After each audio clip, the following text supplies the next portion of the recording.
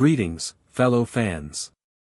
You're tuned into Magic Bloodline, presenting to you today, what if Harry transformed into a golden phoenix at age 3 and Dumbledore tried to capture him? Show some love by liking and subscribing. Enjoy the story ahead. Chapter 1, Fire in the Cupboard. The cupboard under the stairs at number 4, Privet Drive smelled like dust and old rubber and the particular kind of loneliness that settles into small spaces when nothing warm has ever lived in them. Harry Potter was 3 years old, and he had already learned several important things about the world. He had learned that the word freak could be said in at least 4 different tones, each one meaning something slightly different. He had learned that dinner happened when other people wanted it to, not when his stomach asked. He had learned that the crack of light under the cupboard door went dark at 9 o'clock every night, and that after that, there was nothing to do but lie on his thin mattress and listen to the house settle around him. He had also learned, though he had no words for it yet, that something lived inside his chest that did not belong in a cupboard. It wasn't a pain, exactly. It was more like pressure, the feeling of something very large trying to fit into something very small. On bad days, when Uncle Vernon had been particularly red-faced and bellowing, when Aunt Petunia had made a point of feeding Dudley a second helping while Harry ate bread at the kitchen counter, the pressure would build until Harry could feel it behind his eyes, at the tips of his fingers, along the line of his jaw. Then it would subside. It always subsided. He didn't know why. He also didn't know why sometimes, in the dark of the cupboard, his fingers would glow. Not much. Just a little. A warm, golden light, like someone had pressed a candle flame flat against his skin. He'd stare at it in the dark, moving his fingers, watching the light move with them, and he'd feel, not happy, exactly, because he wasn't sure what happy was supposed to feel like, but less alone. Less small. Less like the word freak was a fact about him rather than a sound Uncle Vernon made when he was angry. That night, October the 2nd, was a cold one. The kind of cold that came in under the cupboard door and curled around your ankles even through a blanket. Harry had a blanket, a thin one, faded green, that had probably been Dudley's before Dudley decided he preferred the one with the cartoon bulldogs, and he'd pulled it up to his chin and tucked his knees against his chest and was doing his best impression of a very small, very compact human being who wasn't cold at all. From above, through the ceiling, through the floor of the hallway, he could hear Aunt Petunia on the telephone. Her voice had that particular high brightness it got when she was talking to Mrs. Number 7, the pitch that meant everything is perfectly fine here, perfectly normal, lovely family, lovely home. Harry had noticed that Aunt Petunia had 2 voices, the one for outside and the one for inside, and that they had almost nothing to do with each other. Dudley was watching television. Harry could feel the vibrations of it through the floor, the muffled boom and crash of whatever Dudley was watching at full volume, which was the only volume Dudley used. Uncle Vernon was in his armchair. Harry knew this because he could hear the specific creak of it, the rhythm of a large man settling in for the evening. None of them were thinking about Harry. This was normal. This was, in fact, ideal, because the times when the Dursleys were thinking about Harry were uniformly worse than the times when they weren't. Harry had found a spider. It was a good spider, round and brown and entirely unbothered by the fact that it was sharing a cupboard with a small human child. It had built a web in the upper corner near the water pipe, and Harry had been watching it for 3 days now, watching it sit at the center of its perfect geometry, and he had decided that the spider had the right idea. The spider had built exactly what it needed and sat in the middle of it and waited, and nothing bothered it, and it didn't seem to mind the dark. He was thinking about the spider when the pressure came back. It was worse than usual. Not the gradual build that he was used to, this was sudden, enormous, like something had been coiled for a very long time and had finally decided it was done waiting. It came from somewhere in the center of him, from a place that he didn't have words for yet, and it moved outward through him like heat through metal, and it was not bad. That was the strangest part. It was not bad at all. It felt like something that had been waiting to happen finally, gratefully, happening.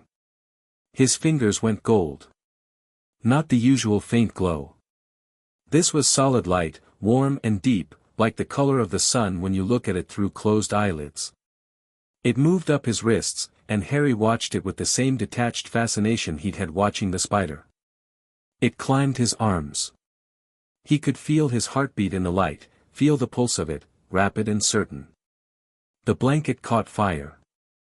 Not ordinary fire, Harry would not have known the difference yet, but the fire was gold red and it smelled like nothing he could name, warm and clean and ancient in a way that had no business being experienced by anyone's nose, let alone a 3-year-old's. The blanket did not burn the way cloth was supposed to burn. It simply became light, dissolved upward, and was gone, and the fire kept going, ran up Harry's legs and arms and across his chest, and Harry made a sound. The sound was not a scream. It was something else entirely. High and clear and sustained, like a note played on an instrument that hadn't been invented yet. The sound bounced off the walls of the cupboard and Harry heard it come back to him, and it sounded, impossibly, like something he recognized. Like something that knew him. He burned. And then he wasn't Harry Potter anymore, or rather he was, but the word Harry Potter had temporarily stopped being able to contain what he was. He was fire and wing and the rush of air and something that was pure velocity. He was through the crack under the cupboard door before he'd formed the thought to move, flame and feather and a trailing cry that lit the hallway for a single spectacular second and was gone. The front door was no obstacle. The lock held for approximately half a moment against the heat of him, and then it didn't, and then Harry, the thing that was Harry, the gold-red phoenix flame of him, was in the night air of Privet Drive, rising, rising, rising, and the cold October air hit him like something that was supposed to feel like a wall but didn't. It felt like an opening. He went up. He didn't decide to. His wings, and he had wings, this was a fact he was accepting as it happened, the way children accept extraordinary things because they haven't yet learned to argue. His wings caught the air and he went up, over the suburban rooftops, over the identical houses with their identical little gardens, over the sleeping street where nothing ever happened and nothing ever would. He was 5, maybe 6 feet across from wingtip to wingtip. His feathers were gold that shaded to deep amber at the edges and to red-white at their tips, and in the dark of an October night, he made the streetlights look small and yellow by comparison. His tail feathers trailed behind him like a comet that had made up its mind about its direction. He didn't know where he was going. He was 3 years old and he had just become fire. Direction seemed like a secondary concern. Below him, on Privet Drive, the lights in number 4 came on. Arabella Figg was 71 years old and had not slept well in years. This was partly the cats, she had 7 of them and they operated on a schedule entirely their own, and partly the particular alertness that came from having watched number 4, Privet Drive for the past 2 years on the instructions of the most powerful wizard in Britain, and having found the work more morally complicated than she'd been led to expect. She had been told the boy was fine. She had been told the blood wards protected him, that his mother's sacrifice kept him safe, that living with his relatives was the best and safest option available. She had been told a lot of things, in Dumbledore's careful way, where the information was technically accurate and emotionally insufficient. She had seen the boy. She had seen how thin he was. She had seen the way he flinched. She had written to Dumbledore twice.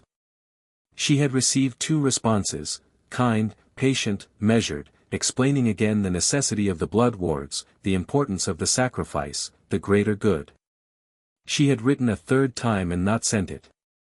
She'd sat at her kitchen table with the letter in front of her and her cat Tibbles winding around her ankles and she'd thought, this is the line. Deciding not to send the letter is the line. She'd sent it anyway. She'd gotten the same response. Then, on the night of October the 2nd, at approximately 9:30, her kitchen window exploded with golden light. Arabella was out of her chair before she knew she was moving, knocking her tea off the table, crossing the kitchen in her slippers, and pressing her face to the window in time to see a bird the size of a golden eagle, made entirely of living flame, come down out of the sky and land in her back garden. The garden, which she had just planted with winter crocuses. The phoenix, because she knew what it was immediately, in the way that some things announce themselves, landed with a sound like a rush of breath, folded its wings with the careful deliberateness of something that was still figuring out how wings worked, and looked at her through the kitchen window. The eyes were green. Brilliant, specific green, not the green of bird eyes. Human green. Familiar green. "Oh," said Arabella. "Oh, you poor thing." She went to the back door. She opened it. She stepped out into the garden in her slippers and her dressing gown, and the phoenix watched her come, absolutely still, those green eyes tracking her the way a child tracks an adult approaching, measuring intent, measuring safety. She stopped 2 feet away. The heat coming off the creature was substantial, not burning, but warmly, insistently present, like standing near an open oven. "Harry," she said. Not a question. The phoenix blinked. And then it did something extraordinary, which was that it made a sound. Not the burning call she'd heard trailing in from the sky. This was smaller, questioning. Rising at the end. Like a 3-year-old asking yes. Arabella Figg had been a squib her entire life. She could not perform magic. She could not feel the traces of spells or the currents of enchantments that wizards described. But she had lived in proximity to magic for 7 decades, and she could feel this the way you feel sunlight, not a specific sensation, just warmth, coming from something that was fundamentally warm in a way that went beyond heat. She held out her hand. The phoenix looked at it. Then it stepped forward on feet that left small scorched impressions in the grass, and it put its head against her palm. The heat was enough to hurt. She didn't pull back. "All right," she said, and her voice was only shaking a little. "All right. Come inside, then. Mind the door." She spent the next hour sitting on the kitchen floor because the phoenix was too big for her armchair, and it settled beside her with its wings folded and its head at her shoulder, and the cats, all 7 of them, had arranged themselves in a cautious perimeter at a respectful distance, which was unprecedented in Arabella's experience of cats. She was thinking very fast. Dumbledore would know by morning. The blood wards at number 4 would be broken now. Harry was no longer under the roof, no longer being cared for by blood family, and while Arabella wasn't certain of the exact mechanics, she was certain of the result. Dumbledore had tracers on those wards. He would feel them fail. She estimated, perhaps until dawn. "The question," she said aloud, because talking helped her think and the phoenix seemed to be listening, its green eyes half closed, "is what I do with the next several hours." She paused. "And more importantly, what I plan to say." The phoenix made a low sound that was somehow communicative. She wasn't sure of the content, but she had the impression it was something like, "Please don't give me back to the cupboard." "Right," she said. She reached up and stroked the feathers along the back of its neck, and they were warm and improbably soft. "No. I won't." She sat on her kitchen floor in the dark and made a decision that she knew would cost her. She started thinking about where one hid fire. By morning she had settled on the obvious answer, which was that you didn't hide fire. Fire did not want to be hidden. Fire would not stay hidden. Trying to hide fire was how you got houses burned down. What you did was you found fire a home. She wrote 3 letters. One went to Dumbledore, carefully worded, technically accurate, providing exactly the information he would already know by morning. Harry had transformed. She had found him. He was safe. What the letter did not say was where he was. Technically, because she hadn't yet decided. But she had people in mind. The second letter went to someone she had not spoken to in 15 years, which was her own fault and she knew it, and which she corrected now with a letter that said, "I'm sorry and I need your help and I'll explain everything in person, please come, and please come alone." The third letter she sat with for a long time without writing. In her garden, which now had a collection of small scorched footprints in the grass and one former winter crocus bed that was going to need replanting, the October sun came up. The phoenix had gone back outside at first light. Harry, she corrected herself, Harry had gone back outside, and was sitting on the fence post with his wings slightly spread to catch the warmth of it, and he looked, Arabella thought, exactly like a child who had never been allowed to sit in sunlight before and was making up for lost time. He probably wasn't aware he was beautiful. He probably didn't know yet what he was. He was 3 years old and he was sitting in the autumn sunlight on a fence post and he was gold and alive and out, and she could not for the life of her construct a reason why that was wrong. She wrote the third letter. It went to Nicholas Flamel. It said simply, "You were right about the old magic. One of them has come. Please advise." She didn't seal it. She held it over the candle instead, set it alight, and watched it burn, because Flamel had told her once, years ago, when she was young and thought everything old people said was faintly eccentric, that the best way to send him an urgent message was to burn it. He'd see the smoke, he'd said, wherever it rose. She had thought he was joking. From the fence post, Harry, the phoenix, lifted his head suddenly, tilted it at the burning paper in her hand, and then made a sound. Laughing, almost. The way young things laugh at something they recognize. "Yes," said Arabella. "Well. You'd know, wouldn't you?"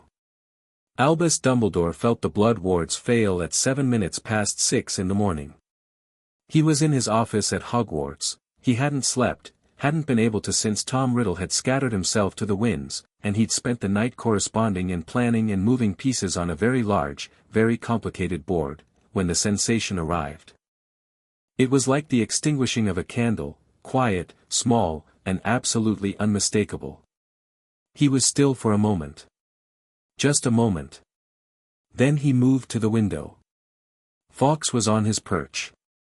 The Phoenix was watching him with those dark, uncanny eyes, and Dumbledore had the distinct and uneasy impression, not for the first time, that Fawkes knew something he didn't. "The wards are down," Dumbledore said. Fawkes made a sound. Not agreeable, not alarmed. Informational, perhaps. Dumbledore turned from the window and crossed to his desk and looked at the silver instruments on its surface, the delicate, spinning, whirring things that monitored various magical connections and events, and one of them had stopped spinning. The one that corresponded to Harry Potter's location. The one that should have been showing him a stable heartbeat at number 4, Privet Drive, was still. Not indicating death. Just, gone. As if the thing it was tracking had moved beyond its reach. He sat down slowly. He had planned for many things. He had planned for Voldemort's potential return. He had planned for the response to the prophecy, planned for the year Harry would arrive at Hogwarts, planned for the education required, the friendships that would need to develop, the slow, careful preparation for what Harry would ultimately need to do.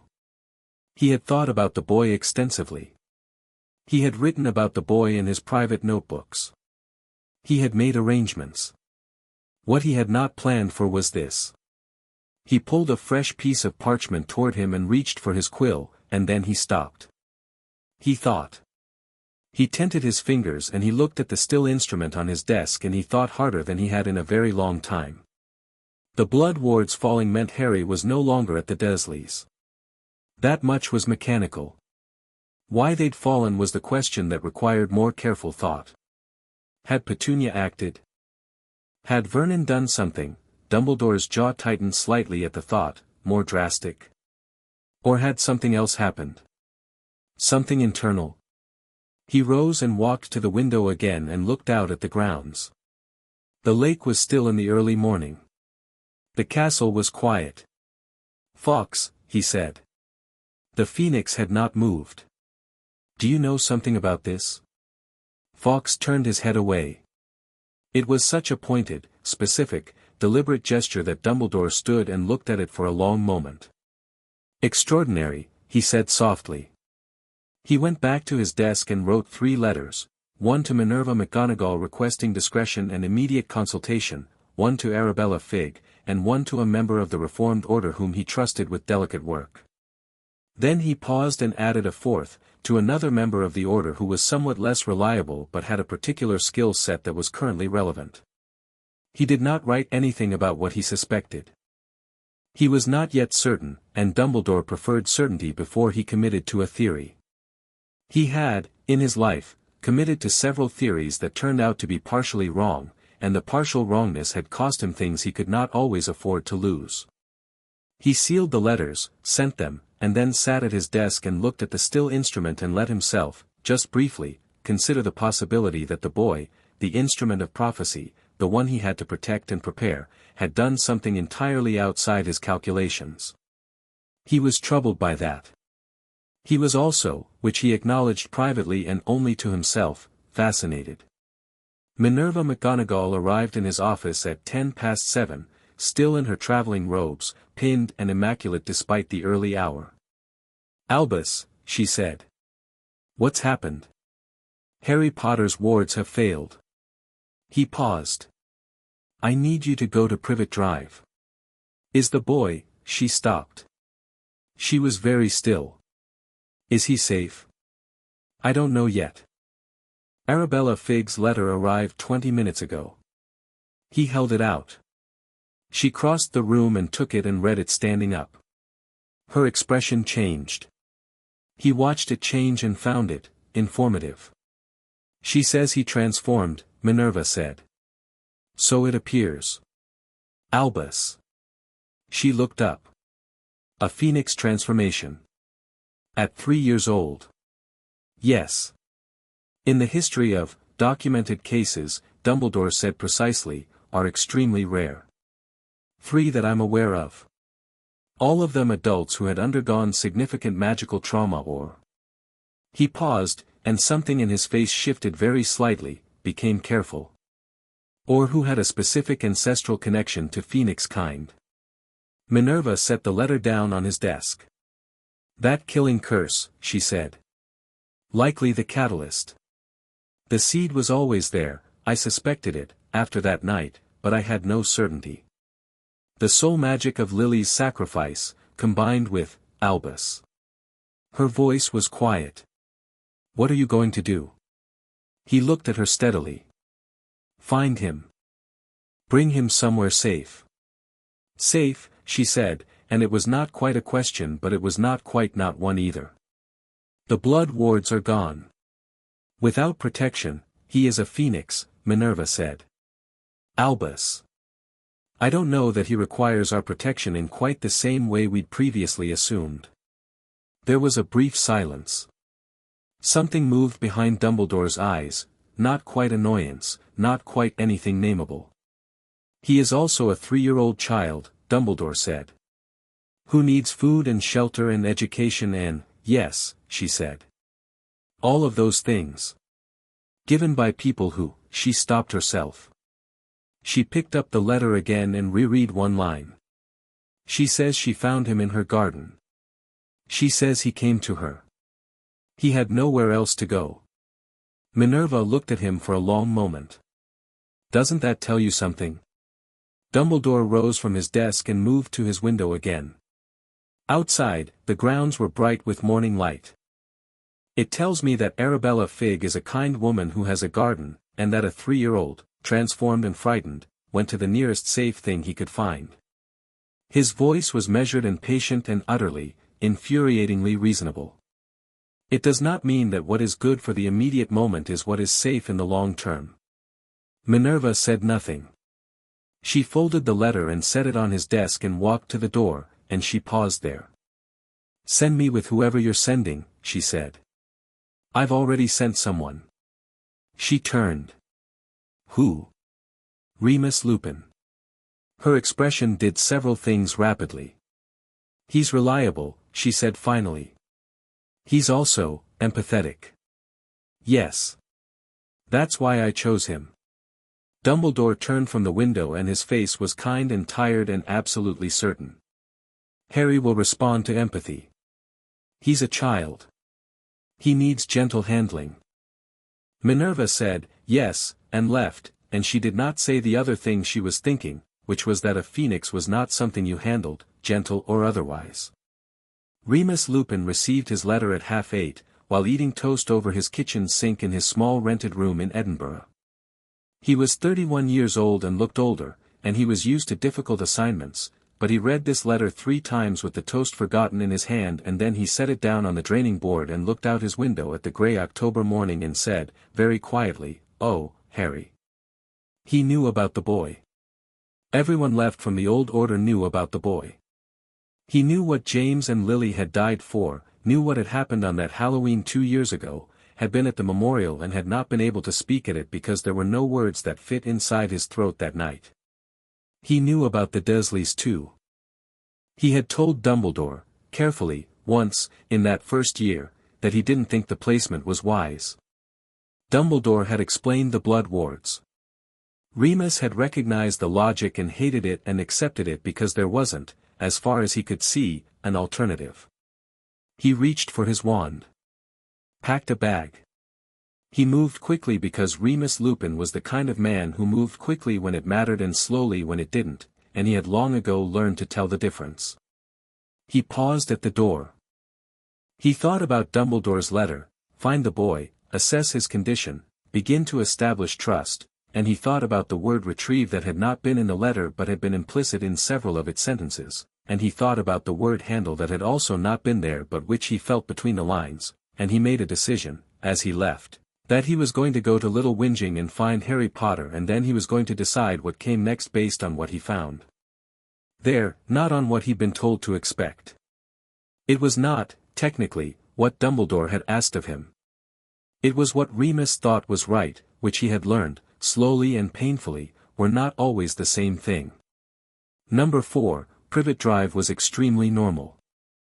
That was the thing about it that struck Remus first, the absolute aggressive normality of it, the way it stood on its road with its identical neighbors and its identical little garden and presented a face of such perfect suburban adequacy that you could walk past it 100 times and never think anything had happened there. He walked past it once. He was not using his wand, he was using his nose, which was not something he advertised but which was considerably more useful for certain kinds of tracking, and which told him immediately that nobody at number 4 was Harry Potter. The scent was wrong entirely, too much cabbage and anxiety and Dudley Dursley's breakfast, and the sharper edge of something he recognized after a moment as the residue of fear. Old fear. Worn into the place. He stood on the pavement and breathed and thought, you poor kid, and then he moved on, because dwelling wasn't useful. He was trying for Arabella Figg's address. Dumbledore had given him that as the most likely starting point, when his nose found something else. It was faint. It was 2 hours old, maybe more. But it was, there. On the pavement. Something that smelled like no animal he had ever catalogued and like every fire he'd ever stood near and like, underneath that, something that was human and young and startled and alive in the way that things are alive when they've just realized they can be. He followed it. It led away from Privet Drive, through the back roads of Little Whinging, through a park with a swing set that creaked in the morning wind, and along a row of semi-detached houses that had gardens backing onto a lane, and it brought him to a garden gate, slightly charred at the latch. He looked over the gate. The garden beyond it was tidy, with winter crocuses freshly planted along one wall and what appeared to be a series of small footprints scorched into the grass in a trail from the fence to the gate and back again. The footprints were not human. They were three-toed, broad, and large. And they smelled. They smelled like the sun. Remus had never smelled the sun before and was reasonably confident no one had, but if the sun had a scent, this was it. He opened the gate. He was halfway down the garden path when the back door of the house opened and a woman in her early 70s with gray hair and a cardigan and the expression of someone who had been waiting but was not planning to be pushed around appeared in the doorway. Remus Lupin, she said. Not a question. Arabella Figg. Come in. And before you say anything, she stepped aside to let him through. Whatever Albus has told you to do, you're going to listen to me first. He followed her into the kitchen. It was a small, warm room that smelled of tea and cat and, underneath everything, the same warm sun scent from the garden. 7 cats were distributed around it in various states of alertness. He looked around. Where is he? Outside, she said. She nodded toward the front window. He went out to the garden about an hour ago. He comes and goes as he likes. She said this with a certain firmness, as if establishing a principle. Remus crossed to the front window and looked out. In the small front garden, on the garden wall, sat a phoenix. It was catching the morning light with its wings slightly spread, and it was the most extraordinary thing Remus Lupin had ever seen, and he had seen quite a few extraordinary things. Its feathers ran from deep amber at the base to gold to something near white at the tips, and it sat on the wall with the absolute ease of something that owned the space it occupied. It turned its head and looked at him through the window. Green eyes. Specific, brilliant green. Remus exhaled through his teeth. "James," he said, not quite aloud. And then, correcting himself, "Harry." The phoenix blinked. Then it lifted its wings, tipped forward off the wall, and went up. "That," said Arabella from beside him, "is his response to most things he doesn't want to deal with. He goes up and then he decides whether he wants to come back." "Smart kid," Remus said. "His parent's son," she said, and her voice was soft. They watched him circle overhead, 2, 3 passes, easy and unhurried, the morning sun fracturing through his feathers in ways that were, objectively, unfair to every other flying thing. Then he came back down. Not to the wall this time. To the front step. He stood there and looked at the window where Remus was standing. "Can I go out?" Remus asked. "It's not my permission you need," Arabella said. "Go on, then. Slow. Don't reach for anything." Remus went to the front door. He opened it carefully. He stepped onto the front step, which meant stepping approximately 18 inches from the phoenix, who did not move. They looked at each other. Harry, the phoenix, tilted his head. The gesture was so familiar that Remus's chest did something complicated. James had done that. That exact tilt, that exact expression of assessment. "Hey," Remus said. Quietly. "I'm Mooney. I was your dad's friend." The phoenix made a sound. Questioning, rising. "Yeah." Remus sat down on the step, cross-legged, making himself small and non-threatening and horizontal, which was the right move with most animals and he suspected would work here too. "He talked about you. Before you were born, actually. He was unbearable about it. Every time I saw him it was the baby's coming in March. Mooney, do you think it'll have Lily's eyes or mine?" He smiled and it was real, it was one of the few real smiles he'd had in 2 years. "You've got hers. In case you were wondering."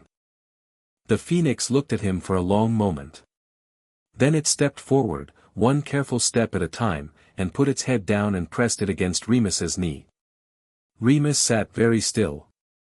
He felt the heat of it through his trousers and the specific weight of a head placed in trust, and he breathed carefully and did not move, and he thought, "Dumbledore wants me to bring him in."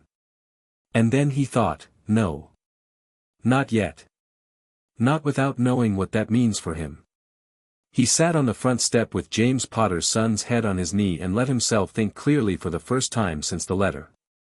Arabella brought tea out eventually, stepping around Remus carefully, and they sat in the morning sun, her in the garden chair, him on the step, Harry draped across the step with the uncomplicated ease of a young thing that had found something comfortable, and she told him everything. She told him what she'd written to Dumbledore, and what she'd withheld, and why. She told him about the 3 letters and the one she'd burned. She told him about sitting on the kitchen floor at midnight with 7 cats and a phoenix while she tried to think her way to the right answer. Remus listened to all of it. He drank his tea. He looked occasionally at the phoenix, who appeared to be dozing, though he was fairly sure phoenixes didn't actually doze and that what was happening was something more deliberate. "He came to you," Remus said. "He had nowhere else to go. He had Privet Drive." "He left Privet Drive," Arabella said, with a precision that had a spine in it. "He's 3 years old. He is a 3-year-old phoenix. Which is not a 3-year-old child, and you know it. Phoenix kind mature along a completely different axis than humans. Emotionally, in terms of instinct and response, she paused. He's young. He's very young. But he's not incapable. He knows what he wants and what he doesn't want, and Remus," she looked at him directly. "He left the cupboard. That tells you everything you need to know about what he wanted. Remus looked down. Harry, the phoenix, opened one green eye, regarded him briefly, and closed it again. "What do you need me to do?" Remus asked. "I need you to not bring him to Dumbledore," Arabella said. "Not yet. Not until we know what for. Dumbledore wants to keep him safe." "Dumbledore wants a lot of things," she said. "He wanted Harry in that cupboard too, and he called it safe." Her voice was not angry. It was careful and very precise. "I am not saying Albus is wrong about the threat. I am saying that the thing he's proposing to protect against and the thing that is actually in front of me are two different things, and I am not going to be the person who hands fire to someone who wants to put it in a box for later." Remus was quiet for a moment. Then he put his tea down and looked at the sky. Clear October blue over the little front garden, and said, "I'm going to need to tell him something. Tell him Harry is safe and in good hands." "That's true. He'll push. Let him." Remus looked at her. She was 71 years old and had spent the last 2 years watching a child be diminished, and she had clearly decided that this was the morning she stopped watching. "All right," he said. "Give me 2 days." "For what?" "To figure out what comes next." He looked down at Harry again, the closed green eye, the warm weight of a head that trusted him for reasons he wasn't sure he'd earned yet, though he intended to. "He needs to be somewhere. Somewhere real. Somewhere that isn't this." He gestured vaguely at the Privet Drive end of the street. "And it needs to be his choice." Arabella considered him for a long moment. "You're not quite what I expected," she said. "No," Remus said. "I'm usually not." Above the garden, a single phoenix feather drifted down through the morning air, gold and trailing ember, and landed on the front step between them. They both looked at it. Then Harry opened both eyes, looked at the feather, and made a sound that was, without question, the closest thing to a laugh that fire could manage. That evening, Remus wrote his letter to Dumbledore. It was brief. "Harry is alive and safe. He is in good hands. He needs time to stabilize before any decisions are made about his immediate future. I will keep you updated.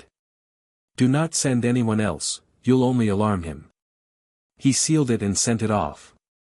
He sat at Arabella's kitchen table afterward, a cup of tea going cold in front of him, and thought about what he hadn't said. What the letter didn't contain. All the things he'd decided not to give away just yet. From outside, through the kitchen window, he could see a glow. Harry was in the garden. He had been there for an hour, and the glow had started when the stars came out, a warm, gold light that had nothing to do with street lamps, that pulsed slowly, rhythmically, the way bonfires breathe. The cats had all gathered at the window to watch. Even Tibbles, who was deeply opinionated, was sitting very still with an expression that was about as close to reverence as a cat's face could manage. Remus watched the light breathe in the garden, and thought, Dumbledore is going to be displeased. And then he thought, there are worse things to be than the man who let fire stay free for one more day. He picked up his tea. The light in the garden burned on. Chapter 2, The Man Who Hunts Fire 2 years past. This is the kind of statement that sounds like a long time and is also, in the way that good years work, no time at all. Harry was 5 now, 5 and 3 months, to be precise about it, and he split his time between Arabella's kitchen and the sky, which was his natural habitat, which even Arabella admitted now rather than trying to renegotiate. He could shift back and forth between forms. This had started at about 4 years old, tentative at first. He'd managed 3 minutes as a boy before the heat overwhelmed him again and the feathers came back, and then more confidently, more cleanly, until now it was as easy as breathing. Or maybe easier, because breathing, it turned out, was complicated in ways that feathers weren't. When he was in his human form, he looked like himself. A small, dark-haired, green-eyed boy with a lightning bolt scar that was, when he was Phoenix, buried somewhere in the feathers of his forehead. He had not grown as quickly as normal children, phoenixes, Arabella had eventually discovered through some very clandestine research, developed more slowly on the human side once the transformation was complete, but he was sharp and curious and spoke with the kind of directness that came from having learned language without much social mediation. He said what he meant. He didn't yet understand why some people preferred it when you didn't. The cottage Arabella had found for them was in Wales. Small, stone-walled, tucked between a hill and a wood, and it had the very important property of being on land that belonged to a witch who owed Arabella a significant favor and had the discretion to keep it. There was a stream. There were hills. On clear days you could see for miles, and Harry, on those days, went up and stayed up for hours, and Arabella sat in the garden with her tea and her cats and let him. She had told Dumbledore, after some negotiation, that Harry was stable and being cared for and that any attempt to move him before he was ready would be counterproductive. She had told him this 3 times. The 3rd time, Dumbledore's reply had been less patient than the first 2, and she had not replied at all.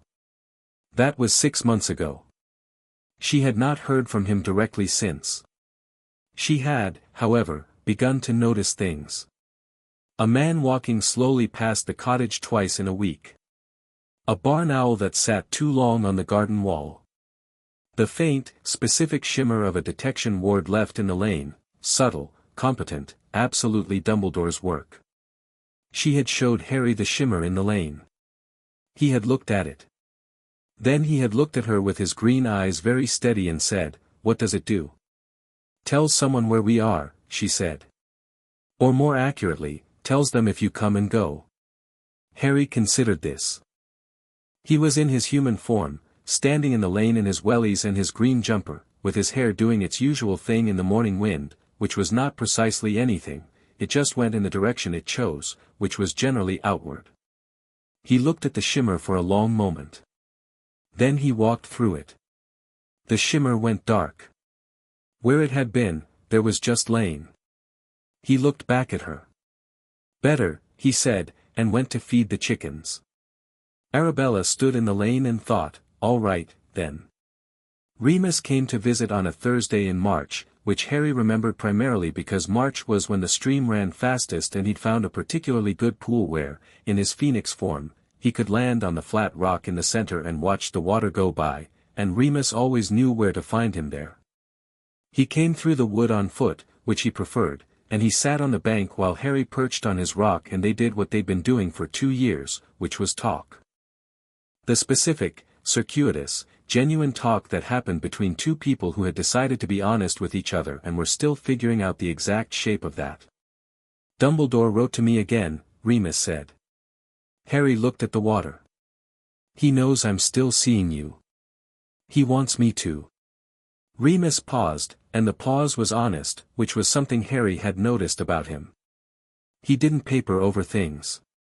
He wants me to establish enough trust that you'd come with me. To Hogwarts, or somewhere. Somewhere he can see you." Harry tilted his head. "Why?" "He thinks you need to be seen to." Remus picked up a stone and turned it over. "He thinks a child your age needs supervision, education, people who know what you are. Arabella knows what I am." "He means wizarding supervision." "Does he know what I am?" Remus stopped turning the stone. He looked at Harry directly. "No," he said. "I don't think he does.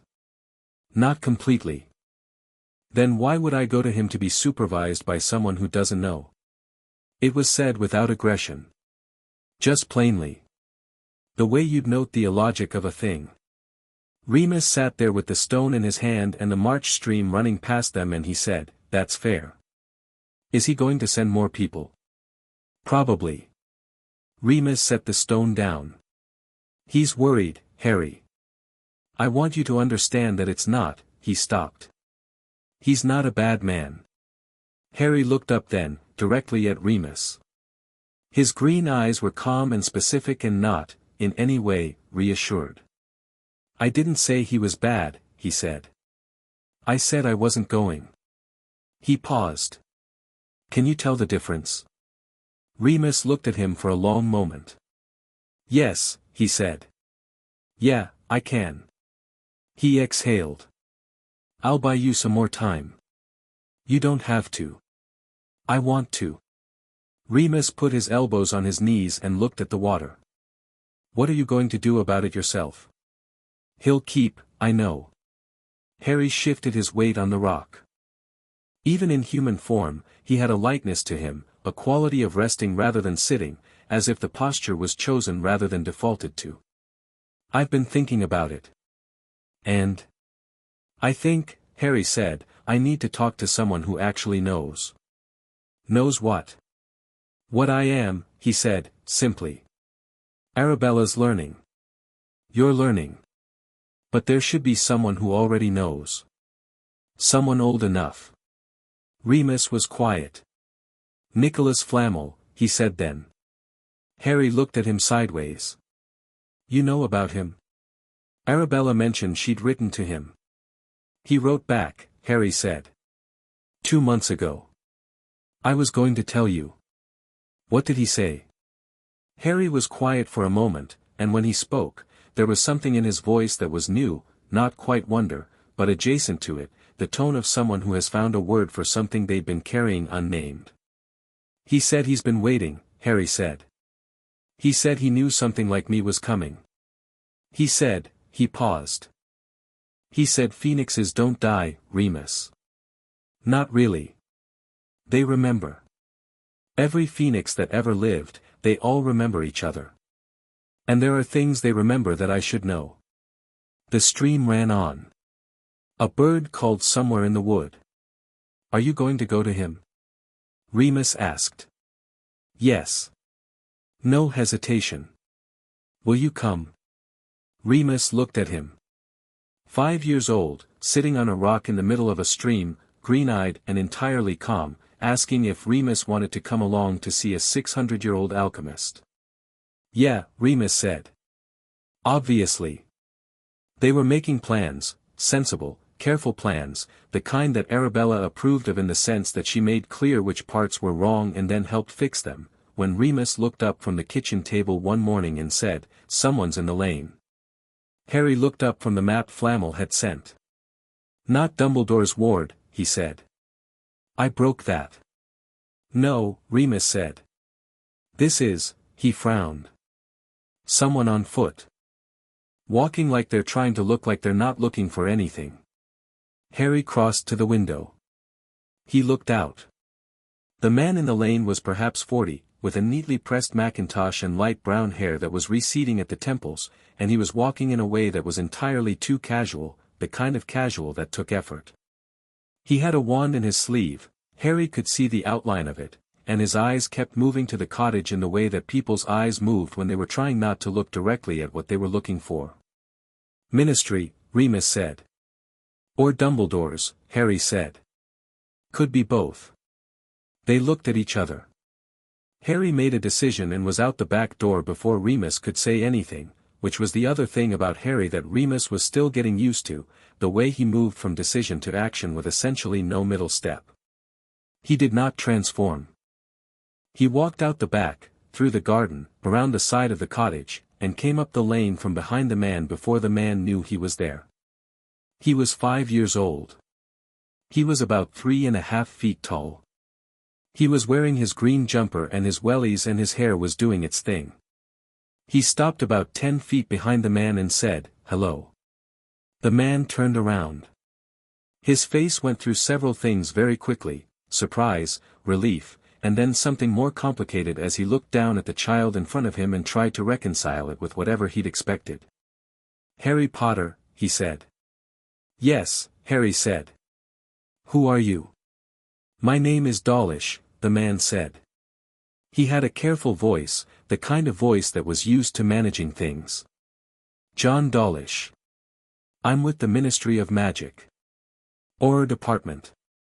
He smiled, and it was a professional smile, the kind that was meant to convey trustworthiness and did not quite make it to his eyes. "I was hoping to have a word." "About what?" Harry said. "About your situation," Dawlish said. "Professor Dumbledore asked me to come by. He's quite concerned. He thinks you might benefit from what?" Harry asked. His voice was still perfectly pleasant. Dawlish paused, recalibrating. He'd clearly expected a 5-year-old to be more manageable than this. Well, proper wizarding care, for one. There are facilities, Harry repeated. Safe ones, Dawlish said quickly. Comfortable. For young people who have, he searched for the right word. Unusual magical situations. Harry looked at him for a moment with his green eyes very steady and his expression entirely neutral. Then he said, I'm fine here. Professor Dumbledore, did Professor Dumbledore come himself? Harry asked. Dawlish stopped. Because if he was that concerned, Harry said, with the impeccable logic of a 5-year-old who had been thinking about this very carefully, he'd have come himself. So he's not that concerned. He sent you, which means he wanted to see what I'd do. He tilted his head. What do you think I'll do? Dawlish was very still. I think, Harry said, you should tell him I'm fine. And I think you should probably go now, because there's a wolf in the garden. Dawlish turned around very quickly and then stopped, because there was in fact a large, tawny, absolutely calm wolf sitting at the garden gate, looking at him with yellow eyes. He won't do anything, Harry said cheerfully. As long as you go. He's my friend. Dawlish went. Harry watched him go, standing in the lane until the Macintosh was out of sight. Then he walked back to the gate and looked at the wolf sitting behind it. The wolf looked back at him. You didn't have to do that, Harry said. The wolf made a sound. Dismissive. I had it. Another sound. Possibly agreement, but the kind with a footnote. Harry opened the gate. The wolf padded through, and by the time they reached the cottage door it was Remus again, shaking out his shoulders and looking approximately the same as he always looked except slightly more satisfied. That was quicker than I expected, Remus said.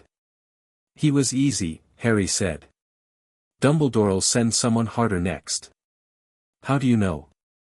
Because if I were him, Harry said, pulling open the back door, that's what I'd do. He went inside. Come on. The map won't read itself. Inside, over breakfast, toast and eggs, which Harry ate with the focused attention he gave most things, Arabella looked at them both and said, we need to move the timeline up. We were thinking 2 weeks, Remus said. 1 week, she said. Dawlish will go straight back and Dumbledore will either escalate or move on something he already has in place. 1 week. Harry nodded without looking up from the map. All right. Are you nervous? Arabella asked him. He looked up. About Flamel? About any of it? About leaving here? No, Harry said. And it was true. Not bravado, he wasn't performing anything. He was genuinely not nervous, and Arabella thought that this was both the most reassuring and the most remarkable thing about him. Not that he was fearless in an empty way. He knew the risks. He thought about them clearly. He simply didn't let them sit in his chest and squeeze. She thought, this is what it looks like when a child grows up in fire rather than in fear. They become something that doesn't collapse inward. Good, she said. Eat your toast. He ate his toast. Outside, the Welsh hills rolled green under a March sky, and somewhere overhead, though Harry was sitting in his kitchen chair being entirely human and entirely contained, you could still feel the sense of something enormous and light-filled held briefly earthbound, about to happen. Dumbledore received Dawlish's report at 4 in the afternoon and sat with it for approximately 2 minutes. Then he called for tea, which he did not drink, and sent a note to Minerva, who came and read the report and handed it back. He asked him to leave, she said. Yes. And he left. Apparently. She sat down across from him. She had a particular expression she used for situations like this, which was the expression of a woman who had many thoughts and was choosing them carefully. The wolf in the garden was Lupin. Yes. So Remus is not, in fact, acting in my interests, Dumbledore said, and his voice was perfectly mild, and Minerva, who had known him for 40 years, heard exactly the thing underneath the mildness. He's acting in Harry's interests, she said. As he sees them. As they are, she said, and then checked herself, because she had not quite meant to say that. Dumbledore looked at her. You think I'm wrong? I think, she said carefully, that a 5-year-old who handles an aura the way that report describes is not going to be retrieved. He can be invited. He can be met. He cannot be collected. She set the report on his desk. If you push harder, you'll only make him run farther. He's a child, Minerva. He's a phoenix, she said. And I think, if you're honest with yourself, you know those are not the same thing in the way we'd prefer. There was a silence. A comfortable fire crackled in the hearth. Fawkes, on his perch, had turned to face the wall, which was something he did when he was making a point. I want him safe, Dumbledore said, and meant it absolutely. I know, Minerva said. She rose. So does he. She left him there with the fire and the mildly pointed phoenix and the report of a 5-year-old standing in a lane and telling an aura to leave, which was either the most worrying thing he'd heard all year or the most encouraging, and he was finding it increasingly difficult to sort out which. On the last night in the cottage, Harry went up. He did this sometimes, in the dark, when everyone was asleep, slipped out the back, transformed on the doorstep, and went straight up into the night sky. Not far. Just enough. High enough that the land below became shapes and textures and the lights of the valley were small and warm and far away, and the air was cold and fast and entirely his. He had been trying, on these nights, to remember. Something Flamel had said in his letter, you carry what all phoenixes have known, boy, if you are quiet enough to hear it, had stayed with him, turning over in the back of his mind like a stone with something written under it. He was quiet. He had always been quiet inside, in the specific way that small spaces teach you, in the way that having nothing and no one teaches you to make do with whatever is inside your own head. The cupboard had taught him that. He didn't hold it against the cupboard, exactly. It had given him something.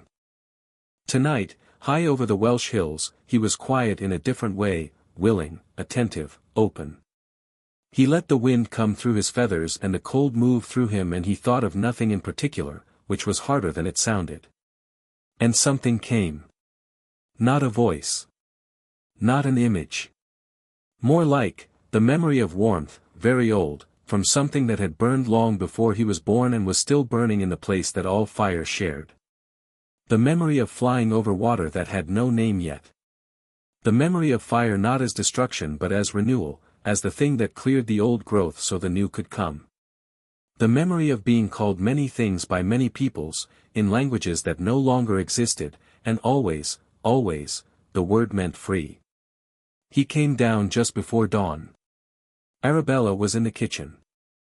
She was making tea and pretending she hadn't been waiting, which was what she always did, and he came through the back door in his human form and she put a cup in front of him without a word.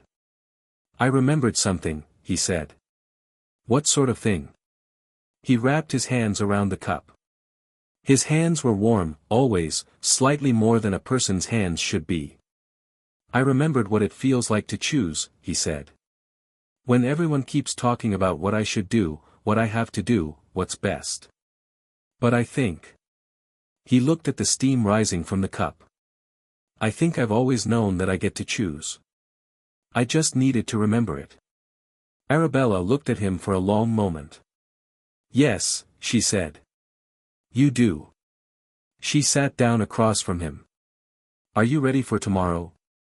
Yes, he said. Remus is picking us up at 6. I know. And you're sure about Flamel? Yes. She nodded. She turned her cup in her hands. Outside, the first gray light was coming up over the hills, and the chickens were beginning to object to the morning, and one of the cats, Tibbles, inevitably, was sitting on the windowsill watching Harry with the expression of something deciding whether to be impressed.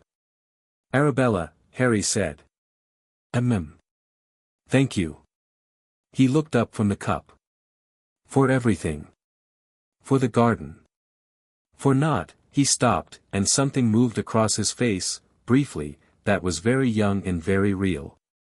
For not giving me back. She was quiet for a moment. Of course not, she said. You came to my garden. He smiled.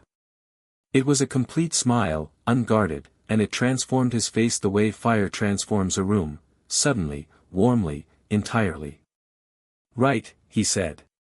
He stood up, finished the tea in one go, and set the cup down. I'm going to pack. You have one bag. Then I'm going to pack my one bag. He went upstairs. She sat in the kitchen and listened to him moving around up there, the small sounds of a child getting ready to go somewhere, and she thought, whoever's looking for you, whatever they think they want from you, I hope they're ready for what you've become. Above the cottage, the Welsh hills took the morning light and held it, gold and patient, the way hills do. Chapter 3, The Alchemist's Garden. Nicolas Flamel lived in the south of France, between the Dordogne and a village that didn't appear on any modern map, in a house that had been modified so many times over 600 years that it had stopped being strictly one house and had become, instead, a sort of architectural argument, rooms that disagreed about which century they belonged to, corridors that changed direction when the light changed, a kitchen that was genuinely excellent and had been since 1600. The garden was enormous. They arrived by Portkey, a stone that Flamel had sent with his letter, smooth and grey and slightly warm in a way that Remus noticed and said nothing about, and came out in the southern sun on a terrace covered with something that might have been wisteria or might have been something else entirely, and stood there for a moment adjusting to the warmth and the light. Harry adjusted fastest. He tilted his head back, breathed in, and the expression on his face was the one he got outdoors, the one that Arabella privately called his proper face, the one that was nothing like the face he'd had in the lane dealing with Dawlish. Open. Alive. Interested. A woman came out of the house. She was small, white-haired, sharp-eyed, and moved like someone who had been moving through this particular house for a very long time and trusted its eccentricities. She looked at Harry first. You have his eyes, she said, in French-accented English. Everyone says that, Harry said. Whose eyes do they mean? My mother's. She looked at him with her head slightly tilted and something speculative in her face, and then she stepped back. I am Perenelle. Nicholas will be in the garden. He goes to the garden before he goes anywhere else. Come. They followed her through the house and Harry was looking at everything as they went, the shelves of things that were books and the shelves of things that weren't quite books, the collection of stone vessels on a windowsill, the large dark mirror in the hallway that reflected them all in silver rather than color. He didn't reach for any of it. He just looked, thoroughly and carefully, and Remus thought, this is what he's like when no one's being a problem. When there's just the world to explore. The garden was half wild, which was the only way to describe it, roses that had made their own decisions about where to grow, stone pathways that wandered without the kind of purpose paths were supposed to have, a substantial fig tree that had clearly been given full authority over one corner and was using it. And at the center, sitting on a low stone bench with his hands on his knees and his face in the sun, was Nicolas Flamel. He was, old was not the right word, though old was technically accurate. He was beyond old, past the point where old started looping back into something else. His face had the quality of old leather that had been worked so many times it had achieved a kind of permanence. His hair was white and sparse. His eyes, when he opened them at the sound of footsteps on the path, were dark brown and entirely alert. He looked at Harry. Harry looked at him. You're smaller than I expected, Flamel said. His English was excellent and slightly formal. I'm 5, Harry said. I know how old you are. Sit down. He patted the bench beside him. Harry walked over and sat, without hesitation, without any of the caution that most people would have shown approaching a man this old and this significant. He sat the way he always sat, not quite planted, not quite perched, somewhere between. You've been practicing? Flamel asked. Transforming? Yes. And the control is good? I don't think it's about control, Harry said. It's more like, deciding. Whether to be one thing or the other. Flamel looked at him with an expression that was doing many things at once. Who taught you that? I figured it out, Harry said. By trying. Flamel was quiet for a moment.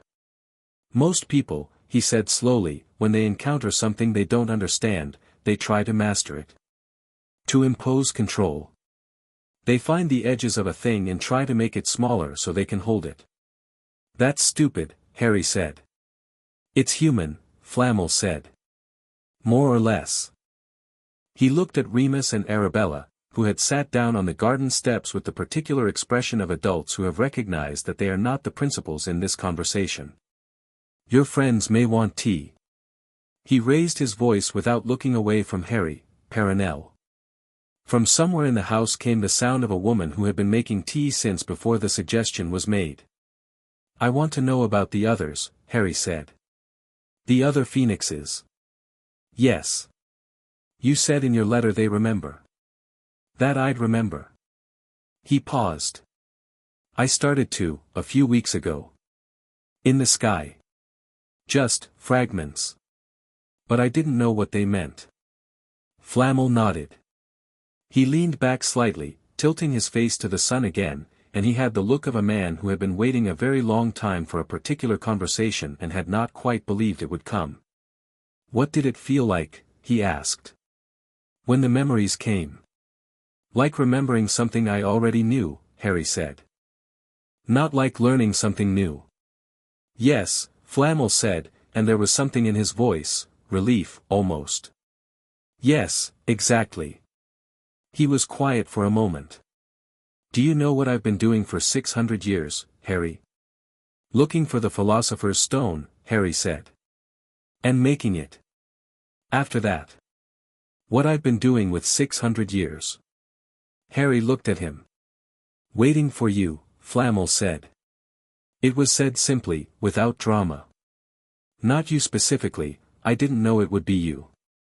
But something like you. Something that the old magic was building to. He opened his eyes and looked at Harry directly. Every 200 or 300 years, there is a phoenix born in human form. Not a wizard who develops phoenix traits, that's different. A true phoenix, who happens to have a human life as well. There have been 3, in my knowledge. One was Merlin's contemporary, I never met him. One was a woman in the Mughal Empire in the 15th century who I corresponded with but never met. And then there is you. He looked at Harry's face. And the reason I've been watching for you, specifically, is because of what the other 2 remembered. What did they remember? They remembered something that wizard kind has forgotten, Flamel said. About where magic came from. About what it was, before someone decided it needed to be sorted into categories and controlled and governed. He spread his hands. I am an alchemist. I have spent 6 centuries trying to understand the fundamental nature of magical transformation. And everything I know points to one thing. He looked at Harry. The original magic is fire. Not fire as a weapon. Fire as, the animating principle. The thing that makes transformation possible. And a phoenix is not an animal with magical properties. A phoenix is that principle. Made conscious. Made aware. Harry was quiet, taking this in. Not overwhelmed, more like the expression you get when a map you've been reading suddenly resolves into the actual landscape. Recognition.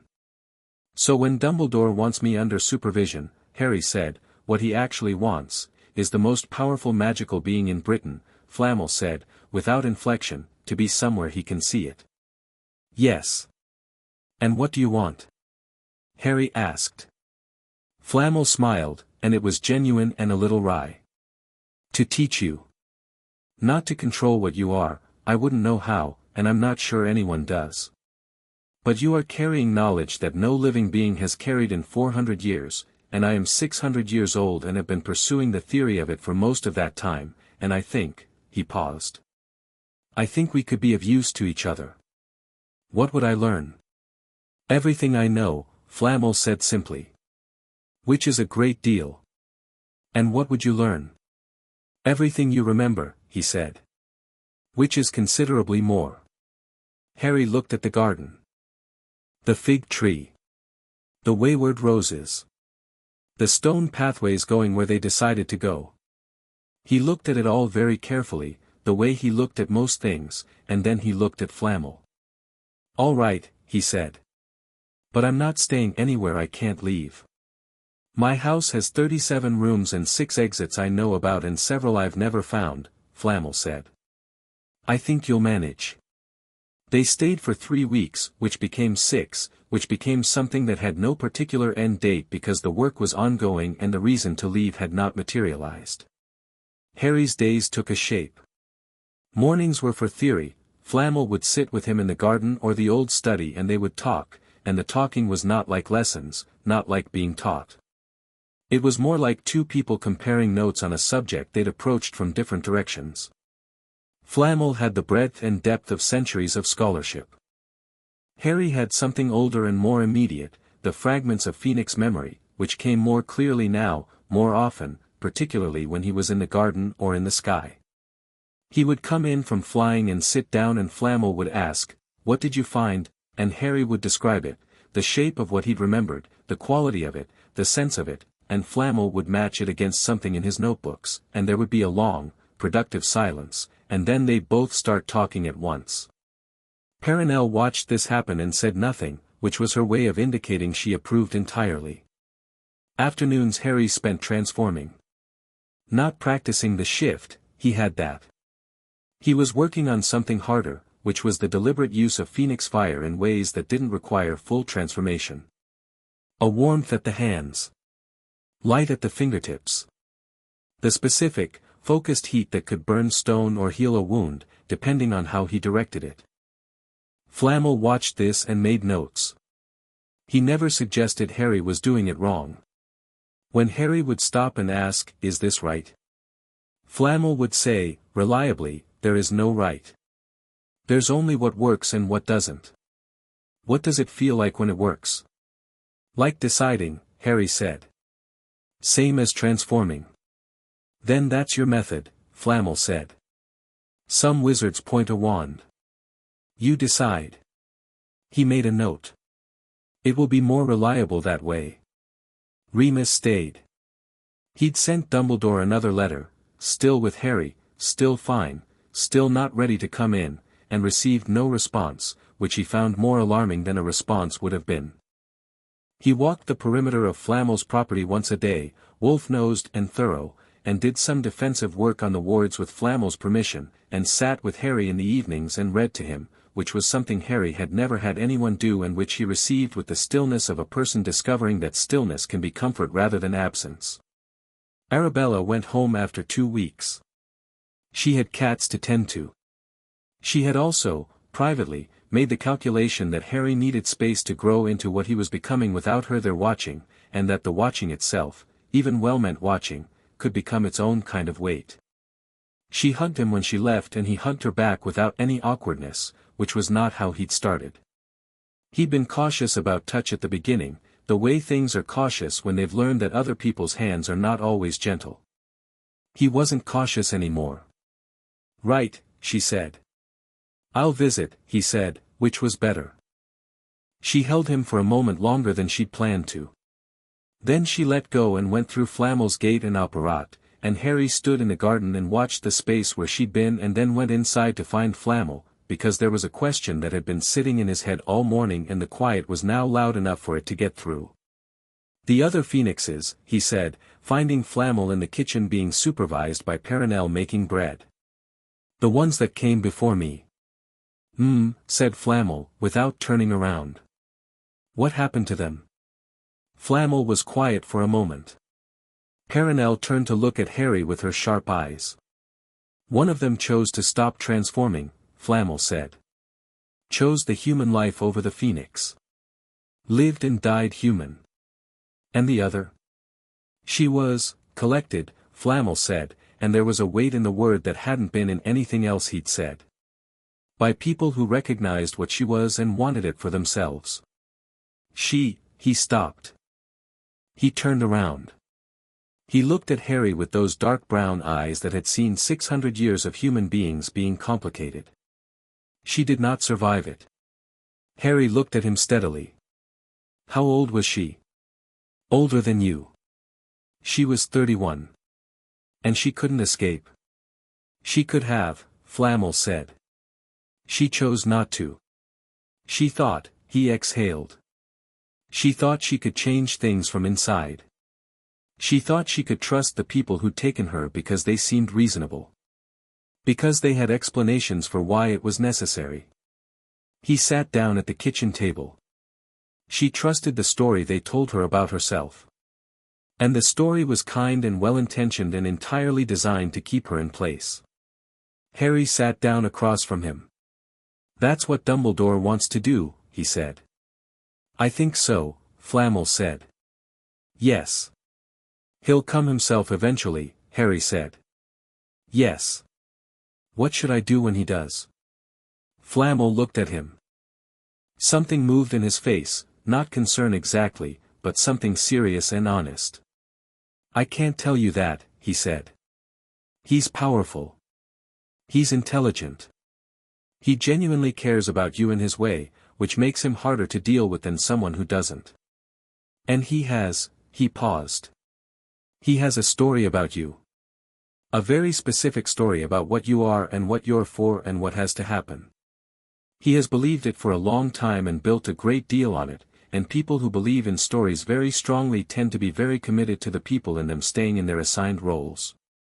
What's my role in his story? Harry asked.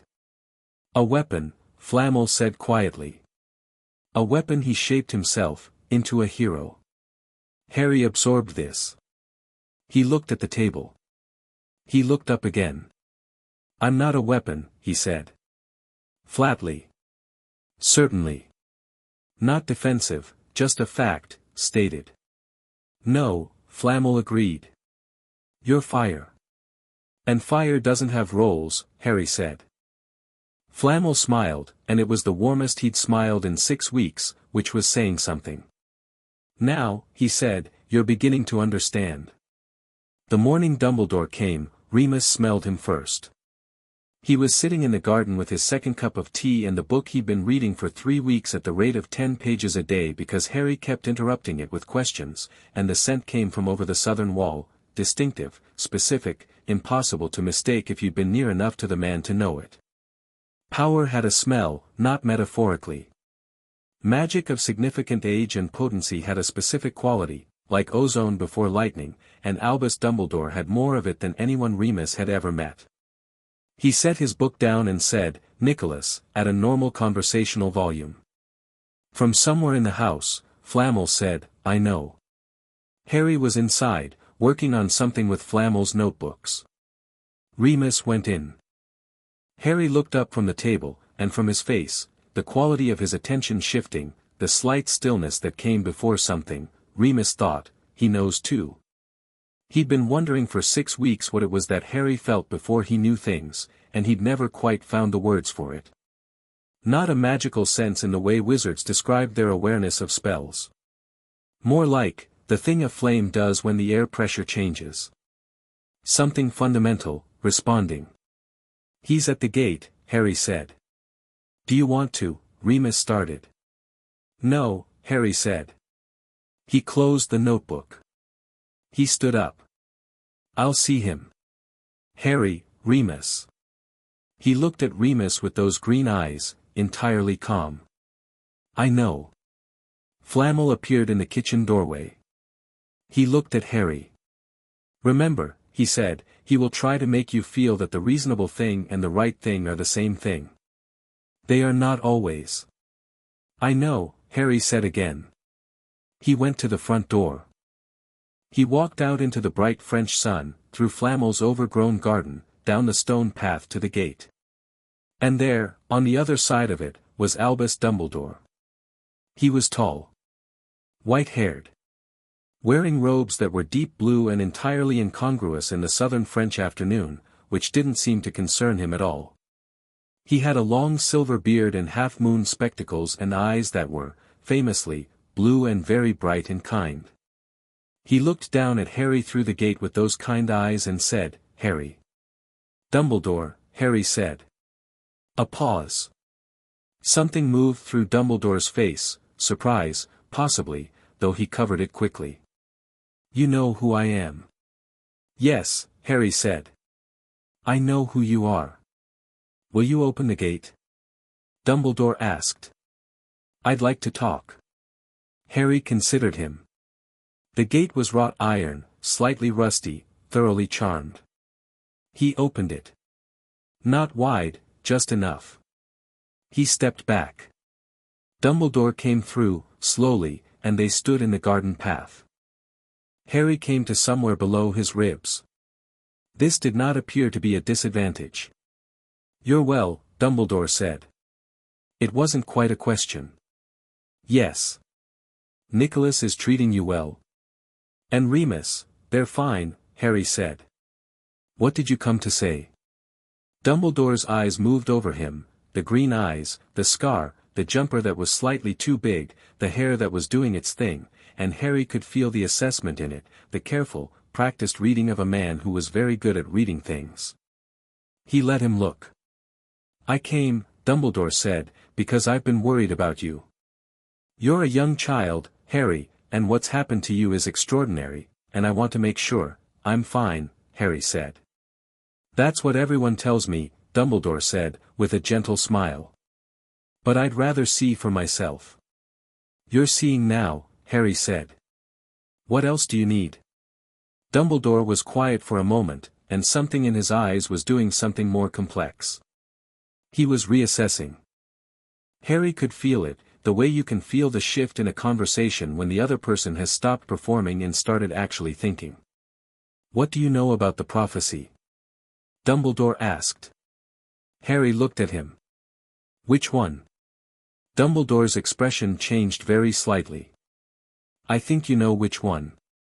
"The one about the boy who defeated Voldemort," Harry said. "Yes. I know about it." "And what do you think about it?" "I think," Harry said carefully, "that a prophecy is a prediction. Not an instruction." He tilted his head. "Do you think it's an instruction?" Dumbledore looked at him for a long moment. The garden was warm and loud with insects and the particular busyness of an afternoon in the south. Somewhere behind Harry, he could hear Remus not making a sound, which meant Remus was listening very intently. "I think," Dumbledore said slowly, "that there are things at stake that are larger than any one person's preferences." You think I should come with you," Harry said. "I think it would be wise." "Where would we go?" "Hogwarts, to begin with. Or somewhere safe, where I'd be supervised," Harry said. "By you, or by people you chose?" Dumbledore held his gaze. "Is that so bad?"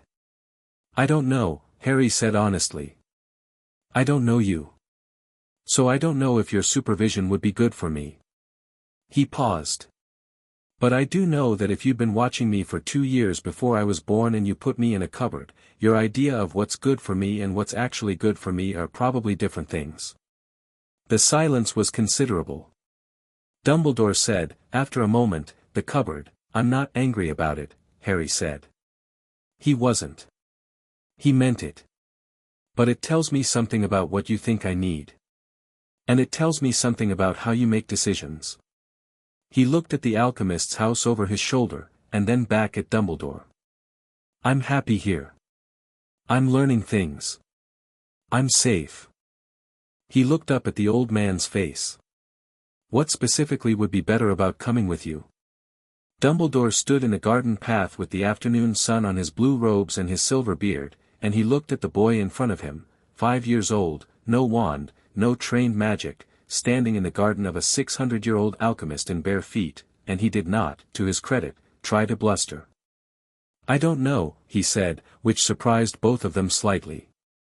"I'll think about it," Harry said. "When I have something specific to think about, I'll think about it." He opened the gate. He looked at Dumbledore and waited, and Dumbledore looked back at him, and what happened in his face was complicated and honest and probably the most genuine expression Harry had seen from him. Then he went through the gate. Harry, he said, from the other side. Yes. I am not your enemy. I know, Harry said.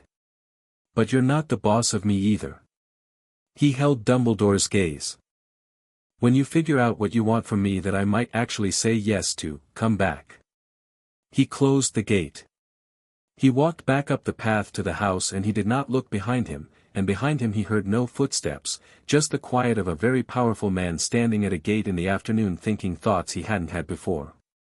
Inside, Flamel was reading. He looked up when Harry came in. Well, he said. He's interesting, Harry said. He sat down. He picked up the notebook. He really believes he's right. Yes, Flamel said. That's what makes him formidable. He said something about a prophecy, Harry said. He looked at Flamel. You know about it. I do, Flamel said. Tell me all of it. Flamel closed his book. He folded his hands. And he told Harry, all of it, the wording, the context, what Trelawney had said, what Dumbledore had made of it, what it had set in motion. He did not soften it. He did not editorialize. Harry listened to all of it without expression. When Flamel finished, Harry was quiet for a moment. The one with the power to vanquish the Dark Lord, he said. Yes. That could be anyone, Harry said. It doesn't say me specifically. Dumbledore believes it does, Flamel said. But I get to decide what I do, Harry said. The prophecy doesn't decide. It just observes. Flamel looked at him. 600 years old, and still surprised sometimes. Yes, he said. Exactly. Harry opened the notebook. Then there's no urgency, he said. Voldemort is gone for now. I have time to learn things properly. He looked at a page of Flamel's spidery notes. Can we go back to what we were doing this morning? Flamel looked at the door. At the gate beyond it, which was now just a gate again. Yes, he said. We can. He opened his own book. Where were we? The way fire behaves differently in different states, Harry said. You were explaining the physics of it and I was trying to tell you why the physics weren't quite right. You were telling me I was wrong. I was telling you the theory was incomplete, Harry said, with a 5-year-old's diplomatic precision. Flamel laughed. It was a good, full laugh, the kind that costs nothing and gives everything. All right, he said. Tell me where I went wrong. In the lane outside the gate, Dumbledore stood in the French afternoon and thought. He had not been told off by a 5-year-old before. He had been challenged by Grindelwald, had stood against Voldemort, had navigated the Ministry and the Wisengamot and the full breadth of complicated human politics for 60 years. He had not expected to leave a garden gate feeling this particular combination of off-balance and impressed. The boy was, he searched for the right word. Formidable was technically accurate. Extraordinary was inadequate.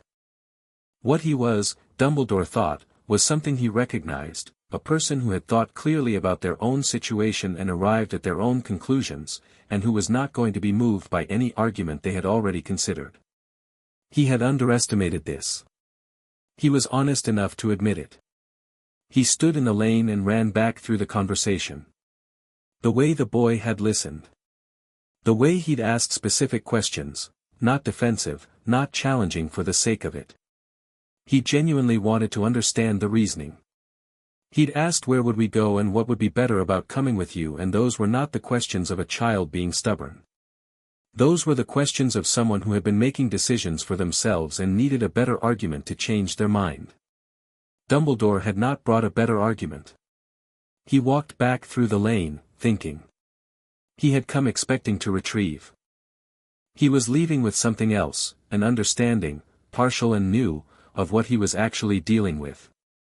When you figure out what you want from me that I might actually say yes to, come back. He thought about that.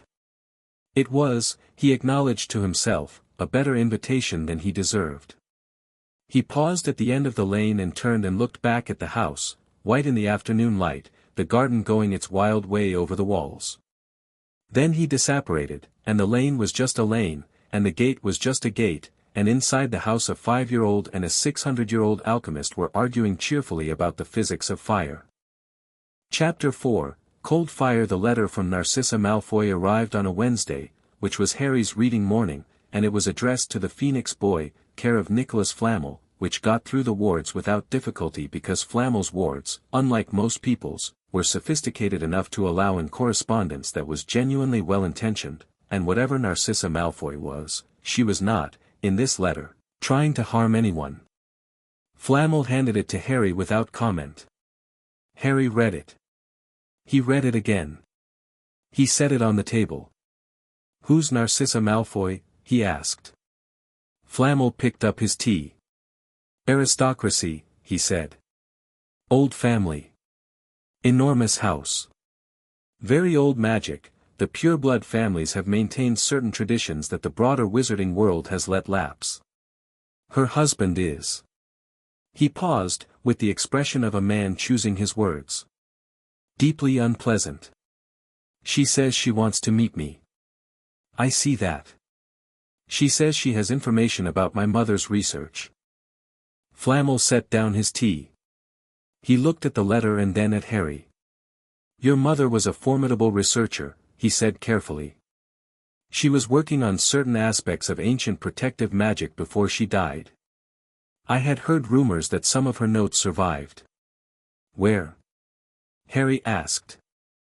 "I didn't pursue it," Flamel said. "The people who would have had them are not people I particularly enjoy doing business with." Harry looked at him. "Is Narcissa Malfoy dangerous?" "Not inherently," Flamel said. "She is pragmatic in the way that people are pragmatic when they have been in a difficult situation long enough. Her husband was a Death Eater. She was not, as far as I know, though she moved in those circles. She has a son, Draco, who is about your age." He picked up the letter and reread it. "She says she has information about your mother. She does not say what she wants in exchange." "That's what she wants in exchange," Harry said. "To meet me." Flamel looked at him. "Why?" "I don't know yet," Harry said. "But someone who goes to the trouble of a letter doesn't just want a meeting. She wants to see something. She wants to understand something." He was quiet a moment. "I think she's afraid." "Of what?" "Of what happens next," he said simply. "Voldemort's gone for now, but he's not gone forever, and she knows that, and she knows what that means for someone who was married to a Death Eater. She wants," he stopped. "She wants to know which way the fire's going to go." Flamel looked at him for a long time. "You're 6 years old," he said. "Yes," Harry said, without particular emphasis. Flamel sighed. He picked up his tea again. "I'll come with you." "Thank you," Harry said. He picked up the letter. "She wants to meet at a neutral location. She suggests a tea room in Paris." "Of course she does," Flamel said. "She'd want to see how you handle yourself in civilization." "Is that a test?" "Everything with the old families is a test," Flamel said. "Don't let it bother you." "It doesn't," Harry said honestly. He stood up. "I'll write to Remus. He'll want to come." The tea room was on the Rue de Rivoli and was the kind of place that took itself extremely seriously. White tablecloths, a waiter who walked like a man with an opinion about posture, pastries that appeared to have been made by someone who genuinely loved them. Narcissa Malfoy was already there when they arrived.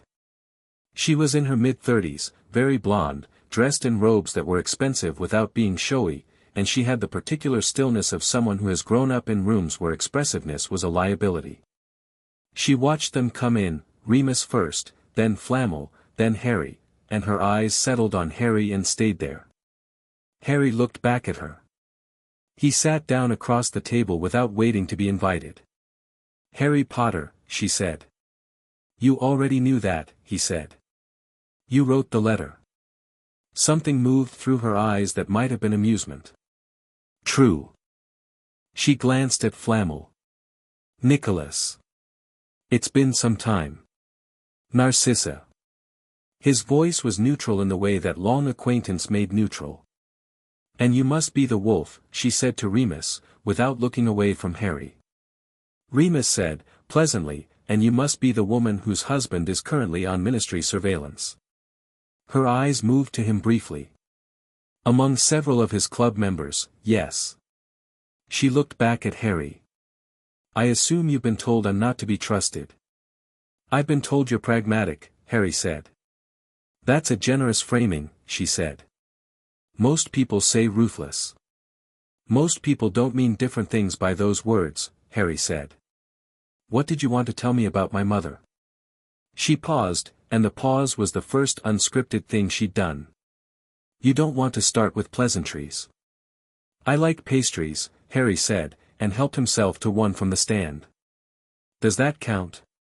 A waiter appeared. Narcissa ordered tea for the table with the automatic ease of someone who had been ordering tea in rooms like this since childhood, and when he left she folded her hands and looked at Harry with an expression that was reassessing something. Your mother, she said, was working on a very specific type of protective magic in the months before she died. She had a theory about the relationship between sacrificial love and ancient fire magic, specifically, the way that pure magical sacrifice could anchor certain very old forms of protection. The kind that don't require ongoing maintenance.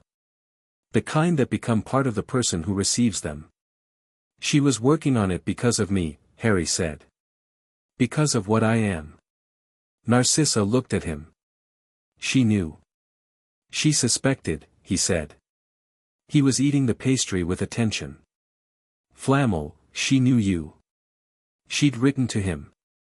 Once, Flamel said. A brief letter in 1980. Asking about Phoenix-adjacent magic. I had replied but I did not, he paused. I did not make the connection immediately. I wish I had. She didn't need you to make the connection, Harry said quietly. She'd already made it herself. He looked at Narcissa. What happened to her notes? Lucius has some of them, Narcissa said. He doesn't know what they are. He took them from the remains of the cottage that night, not from sentiment, but from habit. He collected things. Her voice was entirely flat on he collected things, with the flatness of a woman who had shared a house with someone who collected things for many years and had opinions about it. I found them in his study 3 years ago, after he was questioned by the ministry. I didn't tell him I found them. Can I have them? Harry asked. I thought you might ask that, Narcissa said. The tea arrived. She poured with the automatic, deliberate movements of something practiced. I'll give them to you. They're yours. But I want something first. What?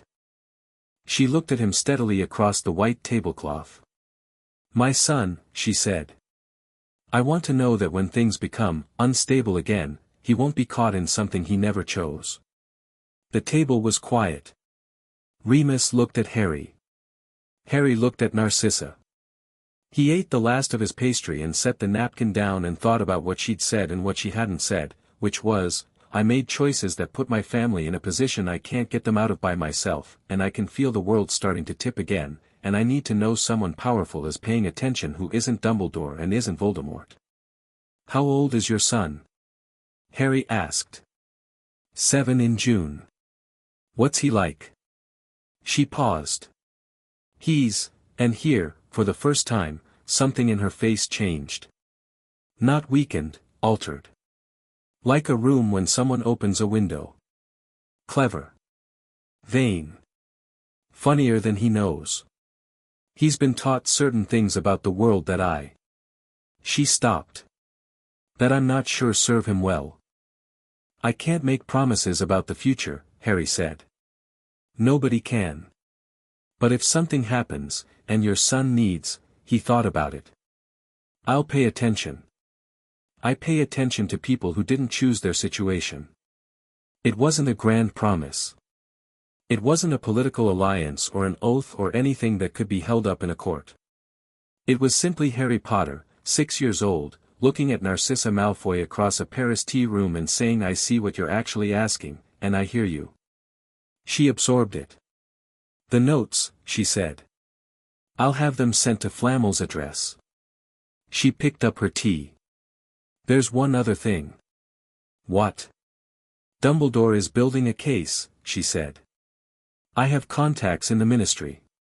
He is not planning to simply wait for you to come to him. He is preparing a legal argument, something about the guardianship of a minor, the responsibility of the magical government for children with unstable magical manifestations. He intends to use the ministry to compel your return." The table was quiet again, in a different way. Remus put down his cup. Flamel looked at his hands. Harry looked at Narcissa and said, "When?" "Soon," she said. 2 months, maybe 3.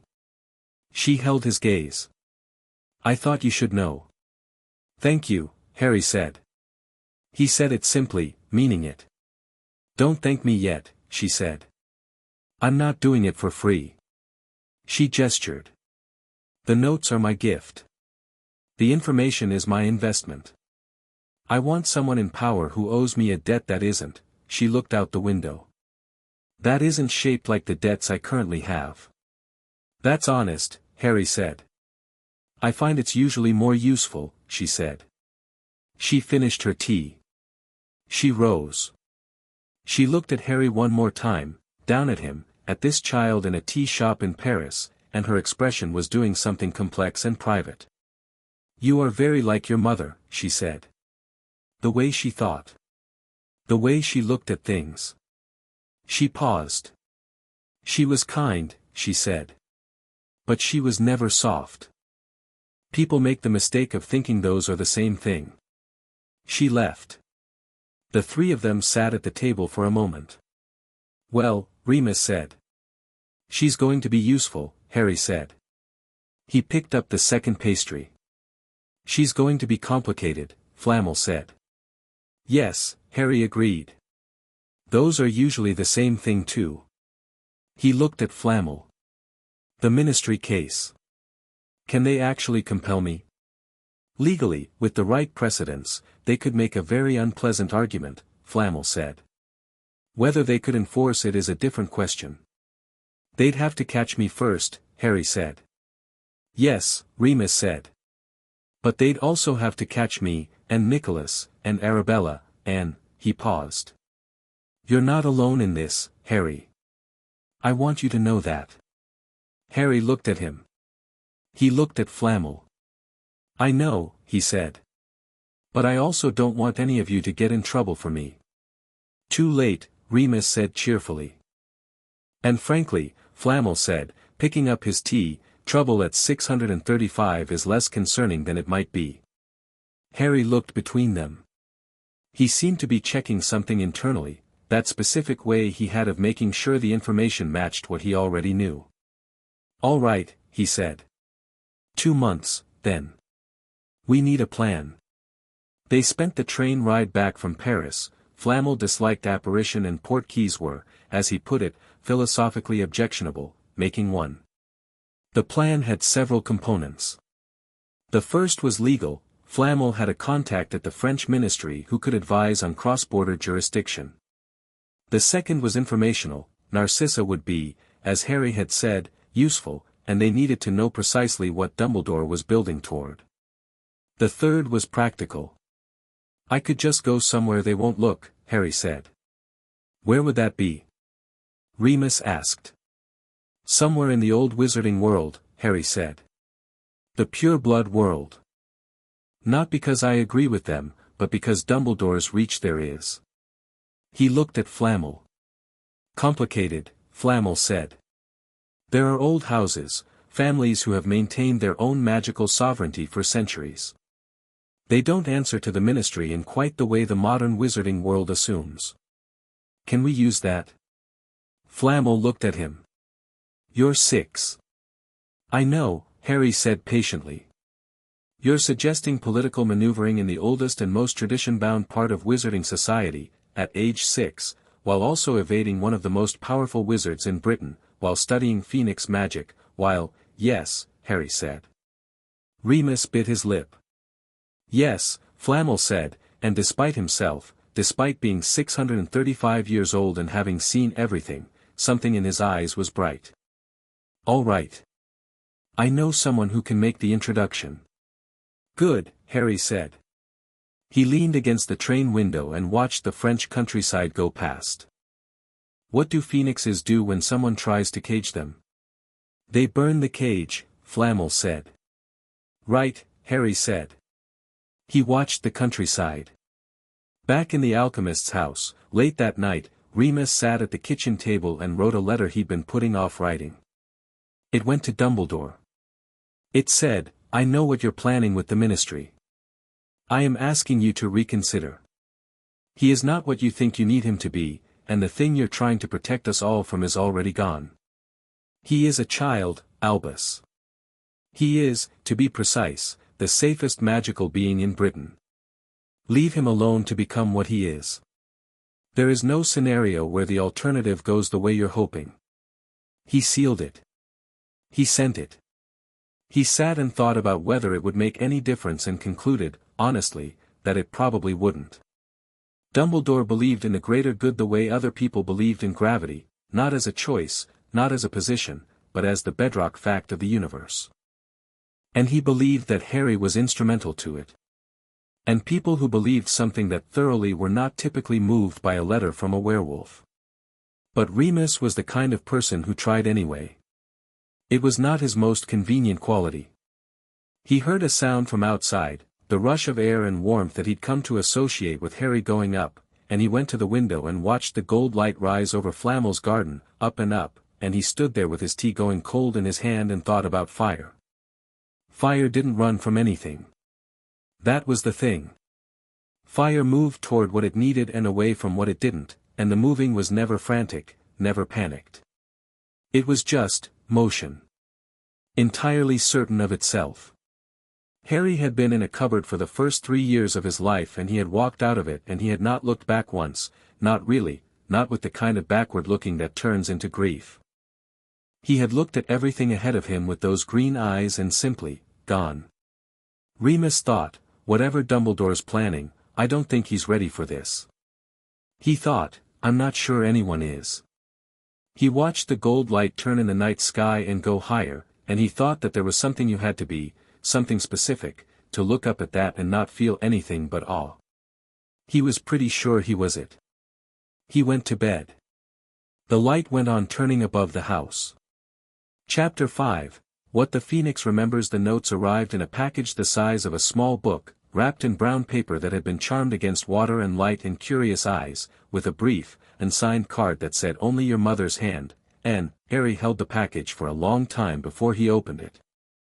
Flamel and Remus were both present, and both were very carefully not watching him, which was the right instinct. He opened it. Lily Potter's handwriting was not what he'd expected, though he couldn't have said what he'd expected. It was small and neat and slightly impatient, the handwriting of someone who thought faster than she wrote and was perpetually catching up. The notes ran across multiple kinds of paper, some proper parchment, some what looked like the back of letters, one on the inside of a book cover, in black ink and sometimes red, with diagrams and arrows and the occasional emphatic underlining that left an indent in the page. He read them very slowly. She had been working on something she called immutable protection, magic that wasn't cast but became. She had a theory, outlined in a letter to herself that she'd clearly never sent anywhere, that the most powerful protective magic wasn't defensive at all in the usual sense. It didn't block or shield or deflect. It transformed. The attack came and the protection converted it, changed its nature, gave it back as something else entirely. The old magic isn't about walls, she'd written. It's about transformation. Everything transforming into everything. Nothing destroyed, only changed. If a killing curse met the right magical state, the right kind of love that was also the right kind of fire, it wouldn't deflect it or absorb it. It would transform the curse itself into the heat that fuels the thing it was trying to kill. You'd end up with, I don't know. Something that's been through fire. Something more alive than before. Harry read it twice. Then he read the next page, where she'd written, N is right about the phoenix nature. I don't need the confirmation, I can feel it in him already. The warmth he has, the warmth that shouldn't be there at his age, the way he reaches for light, the way he doesn't cry. He doesn't cry the way babies cry. He makes that sound. H asked me what the sound is. I said it's the sound he makes when he's happy. H said it sounds like singing. Harry put the notes down. He was very still for a moment. Remus looked at him. Harry. She knew, he said. His voice was steady. It was always steady, but this was a different kind of steady, the kind that comes from something heavy being set down carefully. She knew what I was going to be and she made sure, she made it so that when the curse came, it would. He stopped. I'm not a miracle, he said. I'm a plan. Harry, Remus started. Her plan, Harry said. Not Dumbledore's. Hers. He looked up. She had years of research.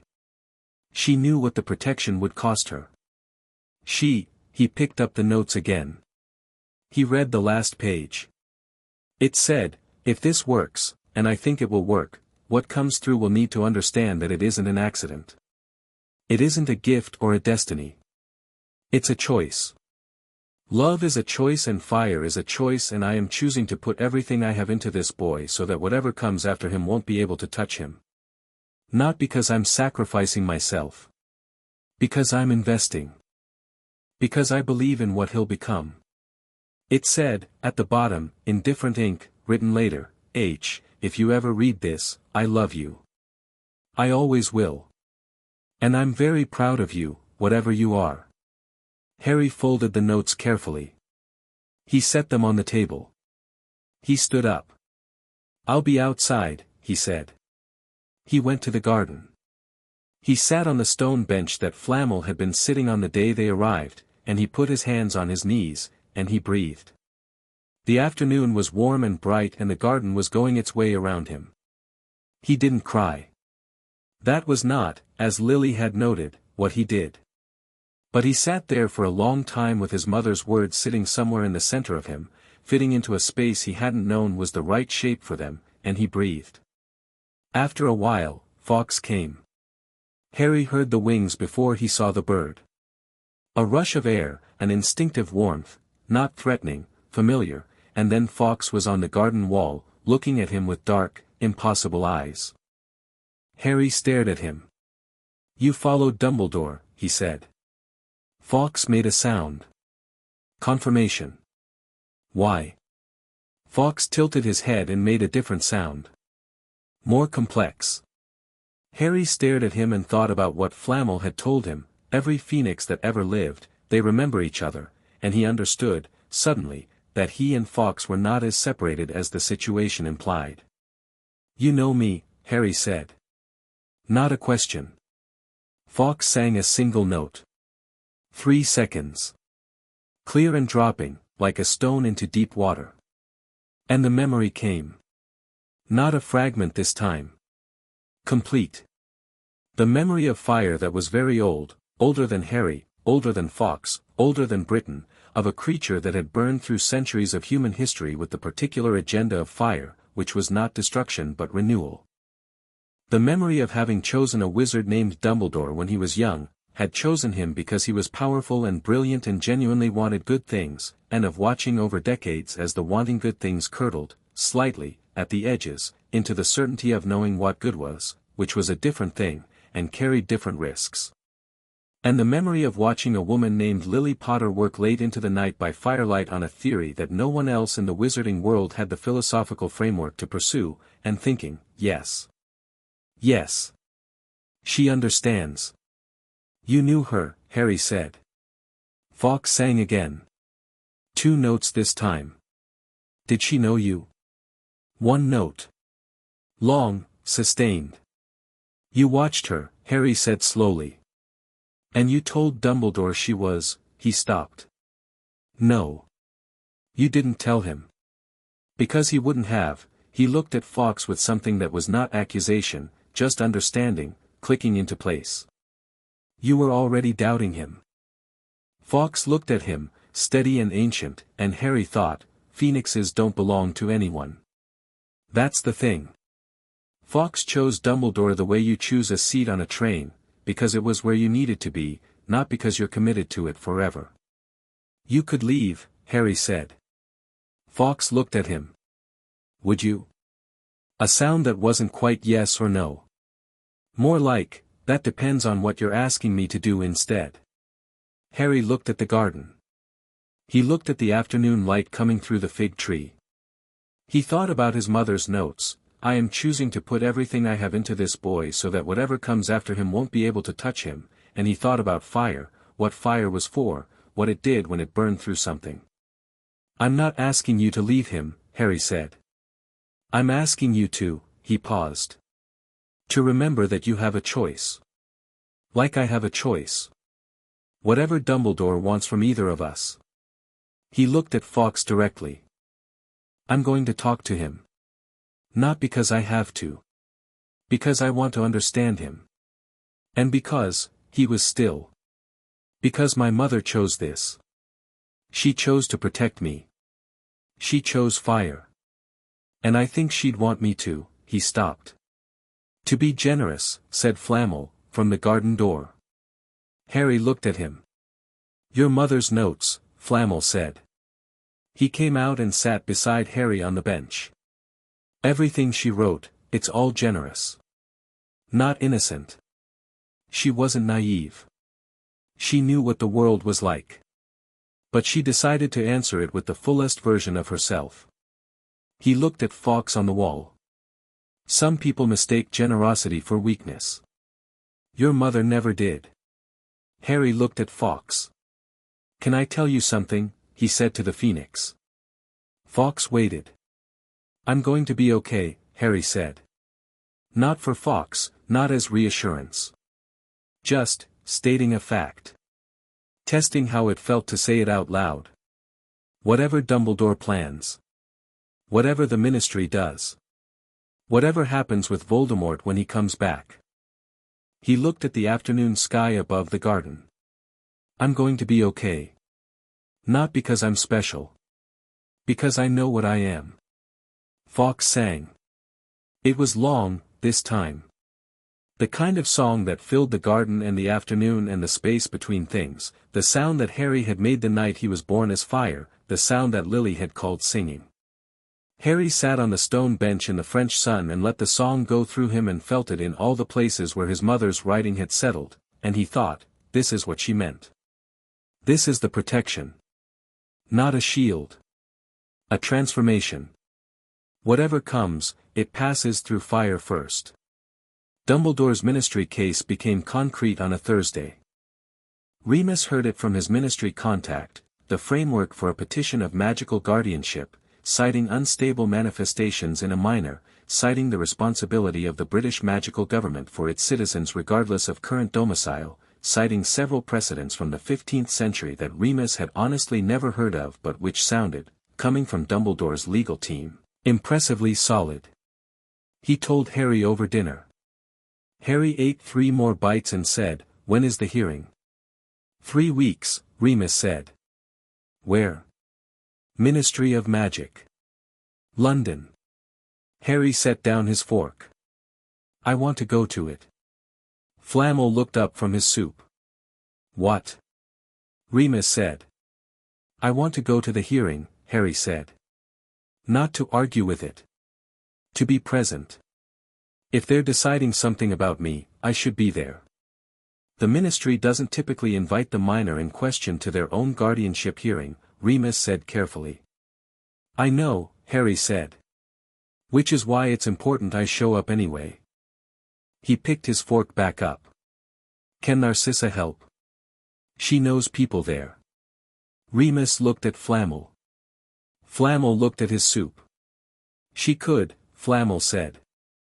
She could also make it significantly more complicated. Good, Harry said. Let it be complicated. If Dumbledore wants to simplify it by going through a court, I want to remind everyone that there are multiple parties involved. You're 6, Remus said. 7 in 3 weeks, Harry said.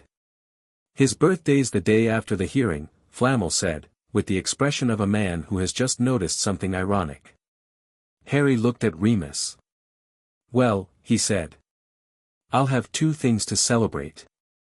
Narcissa's response to the letter Harry sent her was a single line, I know exactly the right people to make this interesting. Leave it to me.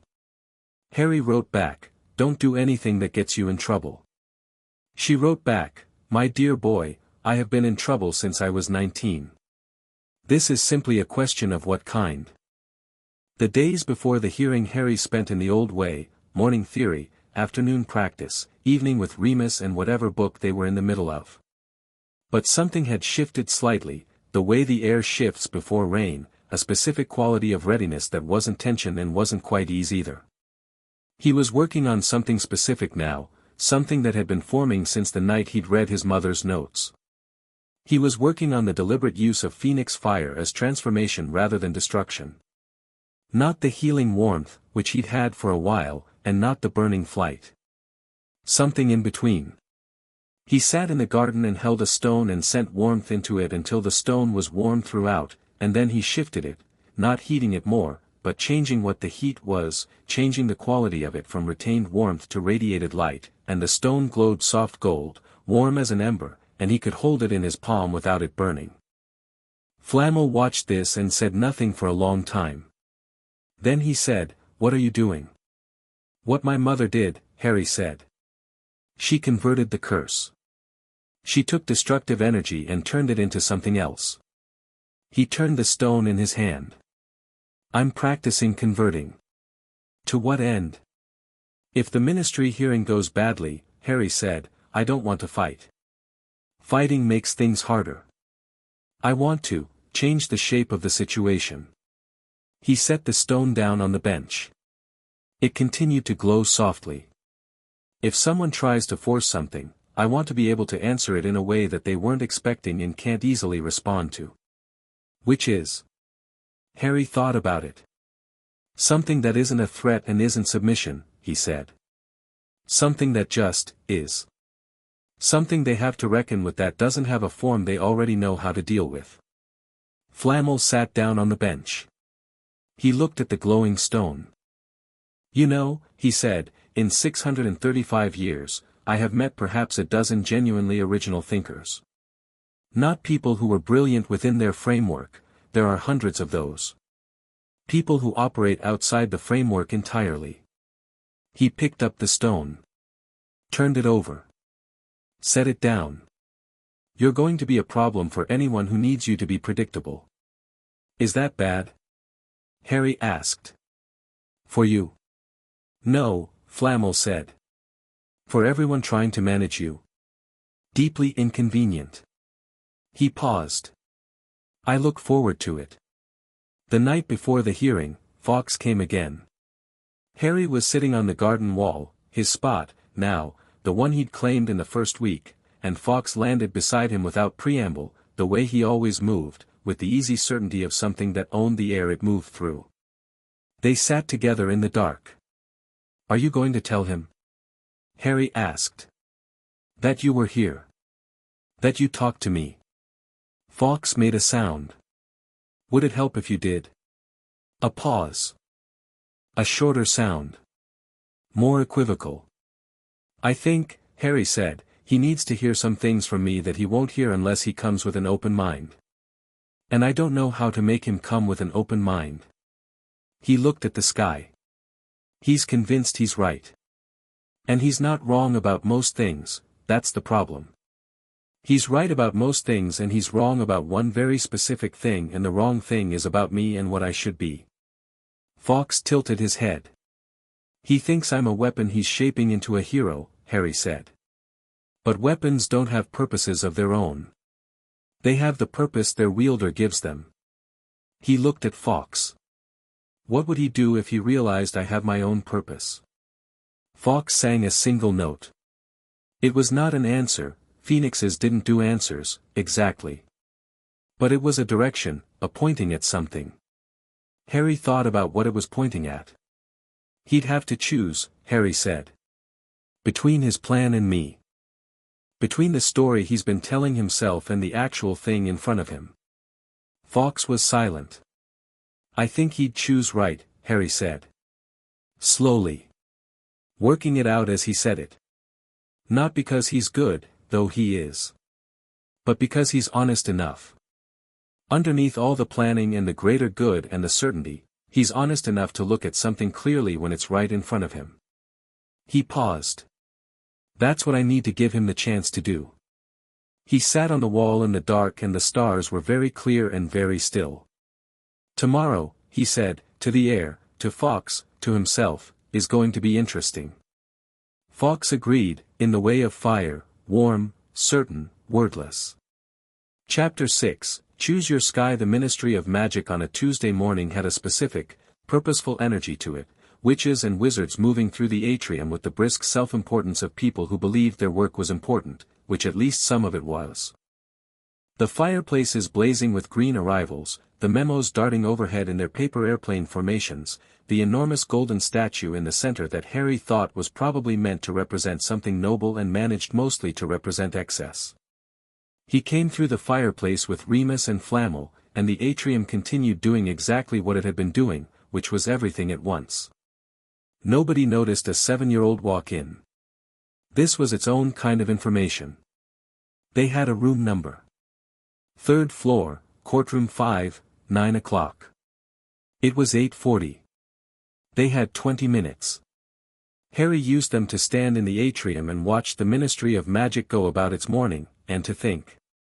Narcissa was already there, they'd agreed she'd come separately, and she was standing near the golden statue in her silver-grey robes with the absolute stillness of someone who had been to exactly this kind of building exactly this kind of number of times.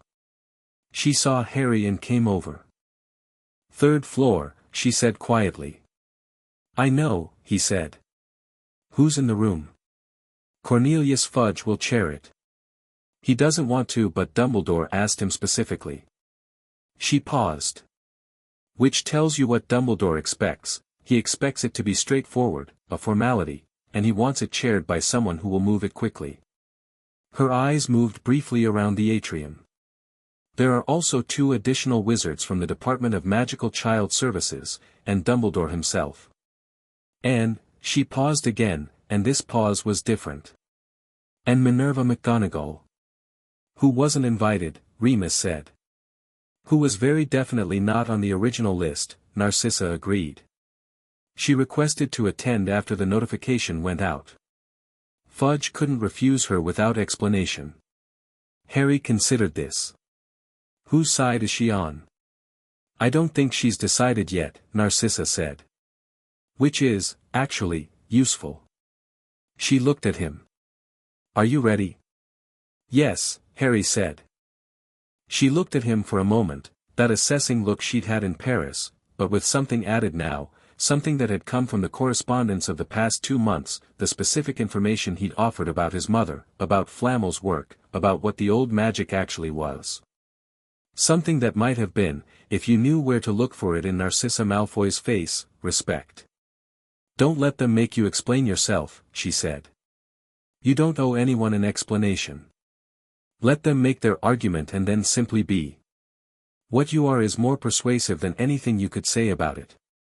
That's good advice, Remus said. I'm occasionally wise, Narcissa said. They went up.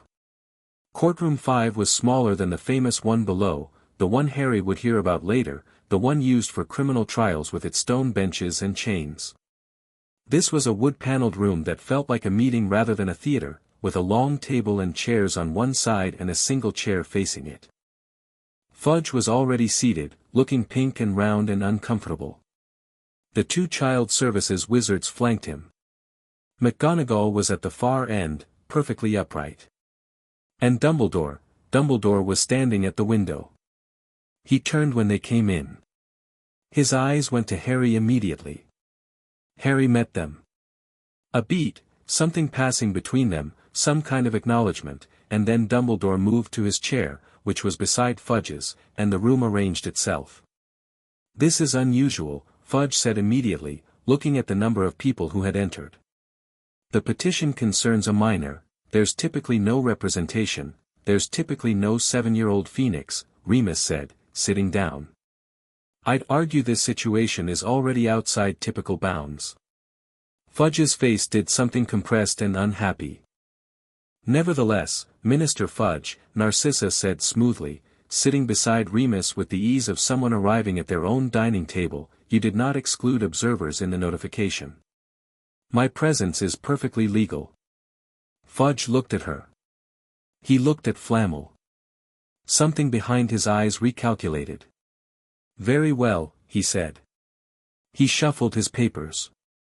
We are here this morning regarding the magical guardianship of Harry James Potter, age 7, who presents an unusual magical manifestation requiring governmental oversight under Section 12 of the, I'm here, Harry said.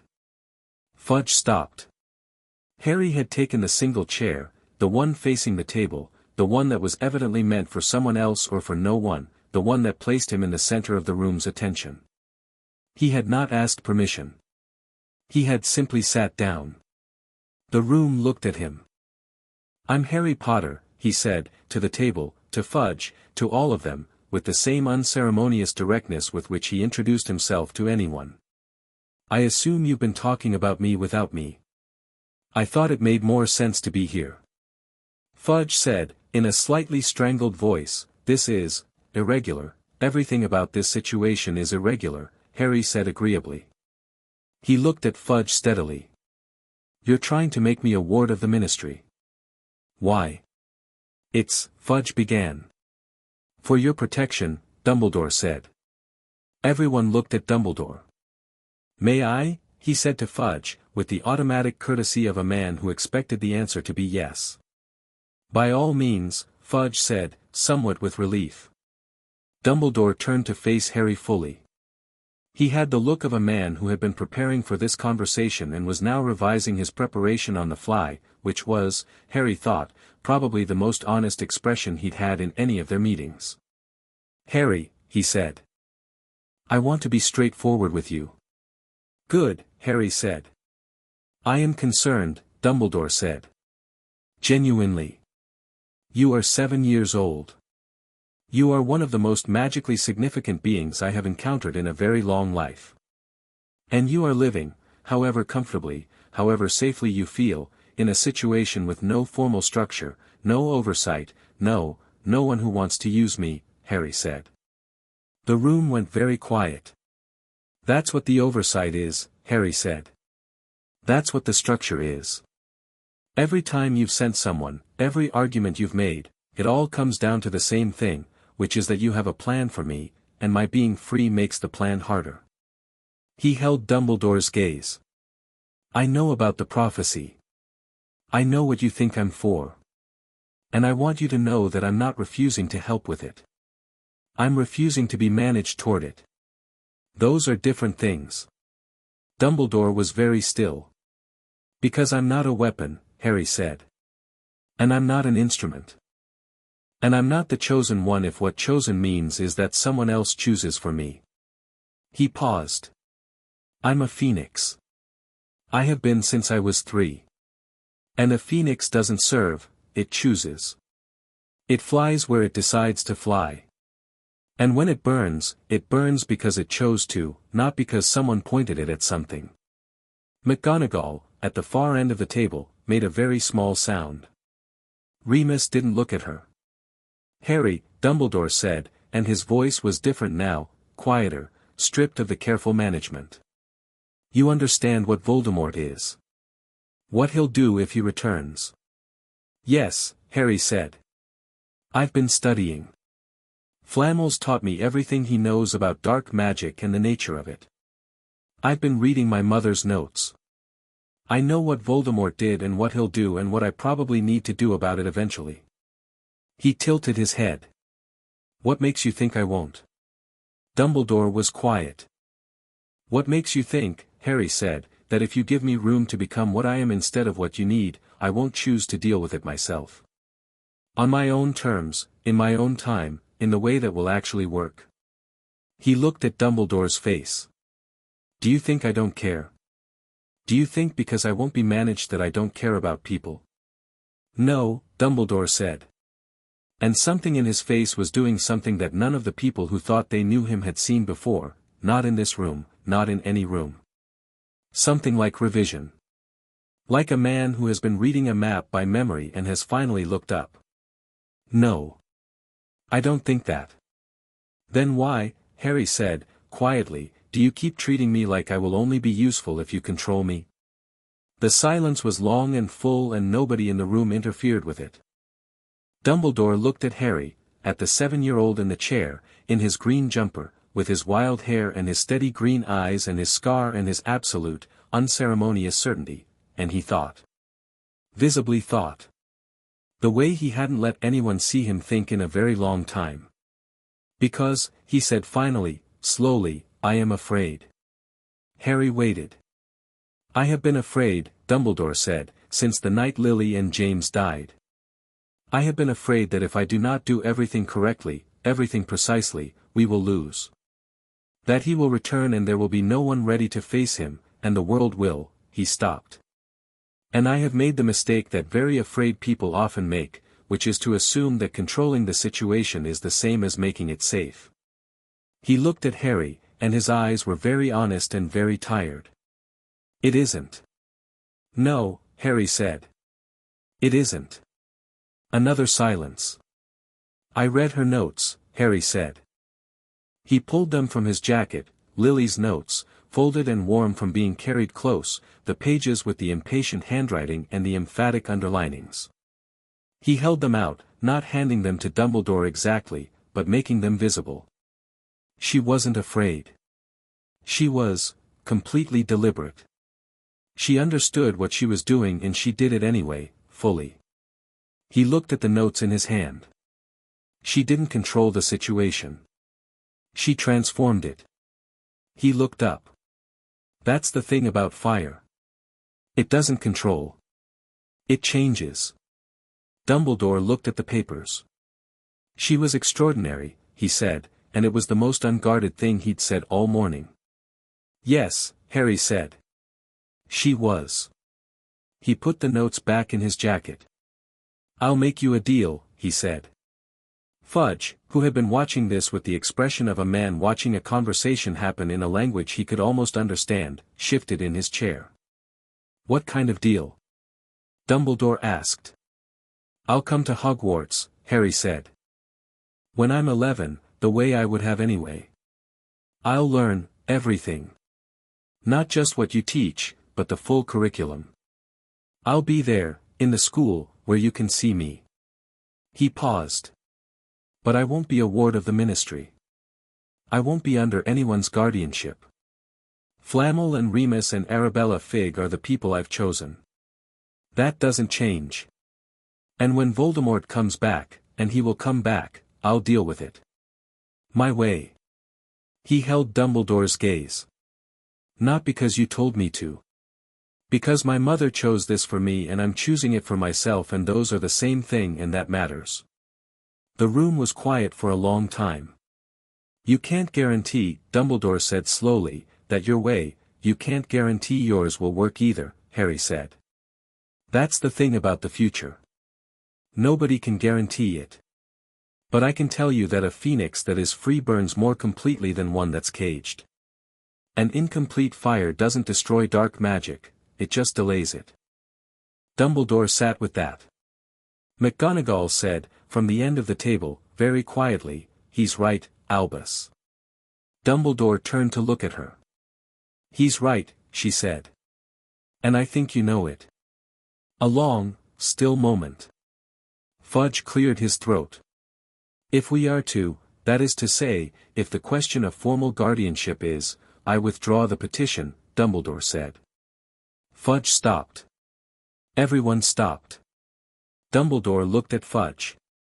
I withdraw the petition, he said again, steadily, with the full weight of the certainty he carried even when he was wrong. Now carrying something different. The situation does not require governmental intervention. Fudge blinked. Are you certain? Yes, Dumbledore said. He looked back at Harry. I am. Afterward, in the corridor, while Remus and Flamel were speaking with Narcissa and the Child Services wizards were filing out, Dumbledore came to stand beside Harry. Harry looked up at him. 7 years old, looking up at one of the most powerful wizards in the world, and absolutely unbothered. "You were going to come to Hogwarts anyway," Dumbledore said. It was not quite a question.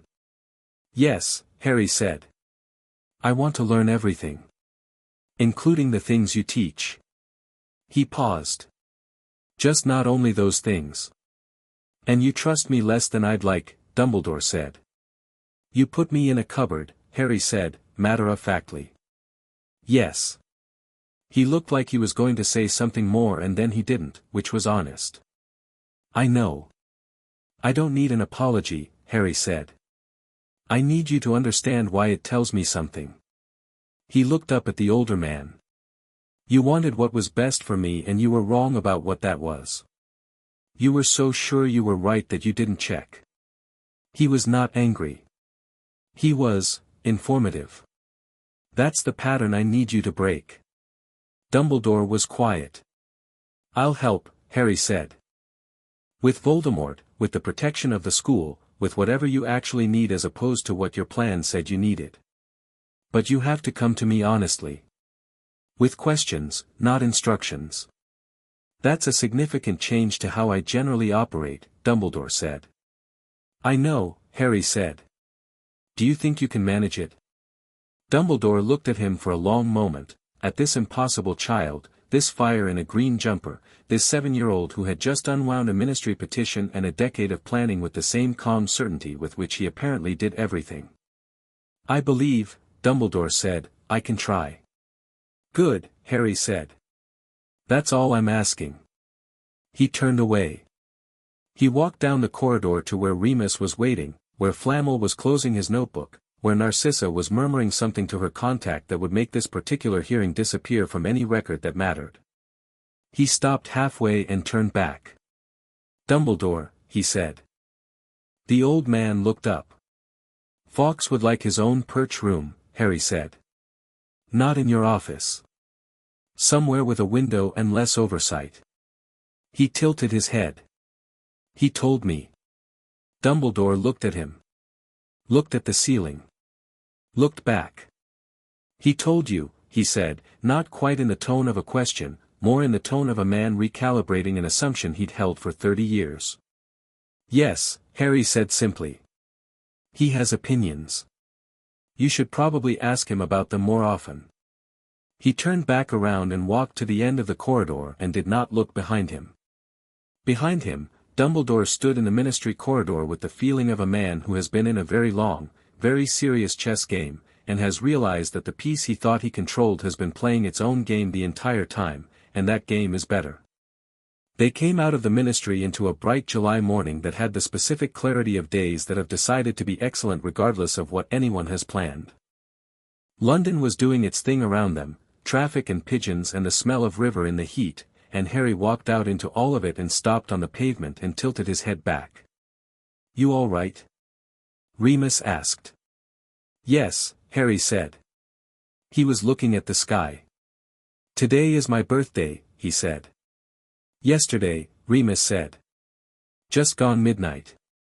"Today still feels like it," Harry said. He looked at Remus, then Flamel, then Narcissa, who had come out behind them and was standing slightly apart with the expression of someone who had expected to be in the background today and found herself, to her surprise, not minding that she wasn't. "Thank you," he said. "All of you." "For what?" Remus asked. "For choosing," Harry said. "You all had other options. Easier options. Ones that made more institutional sense." He looked at each of them. "You chose anyway." Remus looked at him for a moment, and then he did what he'd been doing since the garden in Arabella's house 4 years ago, which was simply telling the truth. "You're easy to choose, Harry. You have been since day one." Flamel said, "Easy is not the word I'd use." "Worth it," Remus corrected. "That's better," Flamel said. Narcissa said nothing. She simply nodded, once, with the small particular acknowledgement of someone who has made a bet they are not sorry about. Harry looked at the sky again. "I'm going up," he said. "In the middle of London?" Remus said.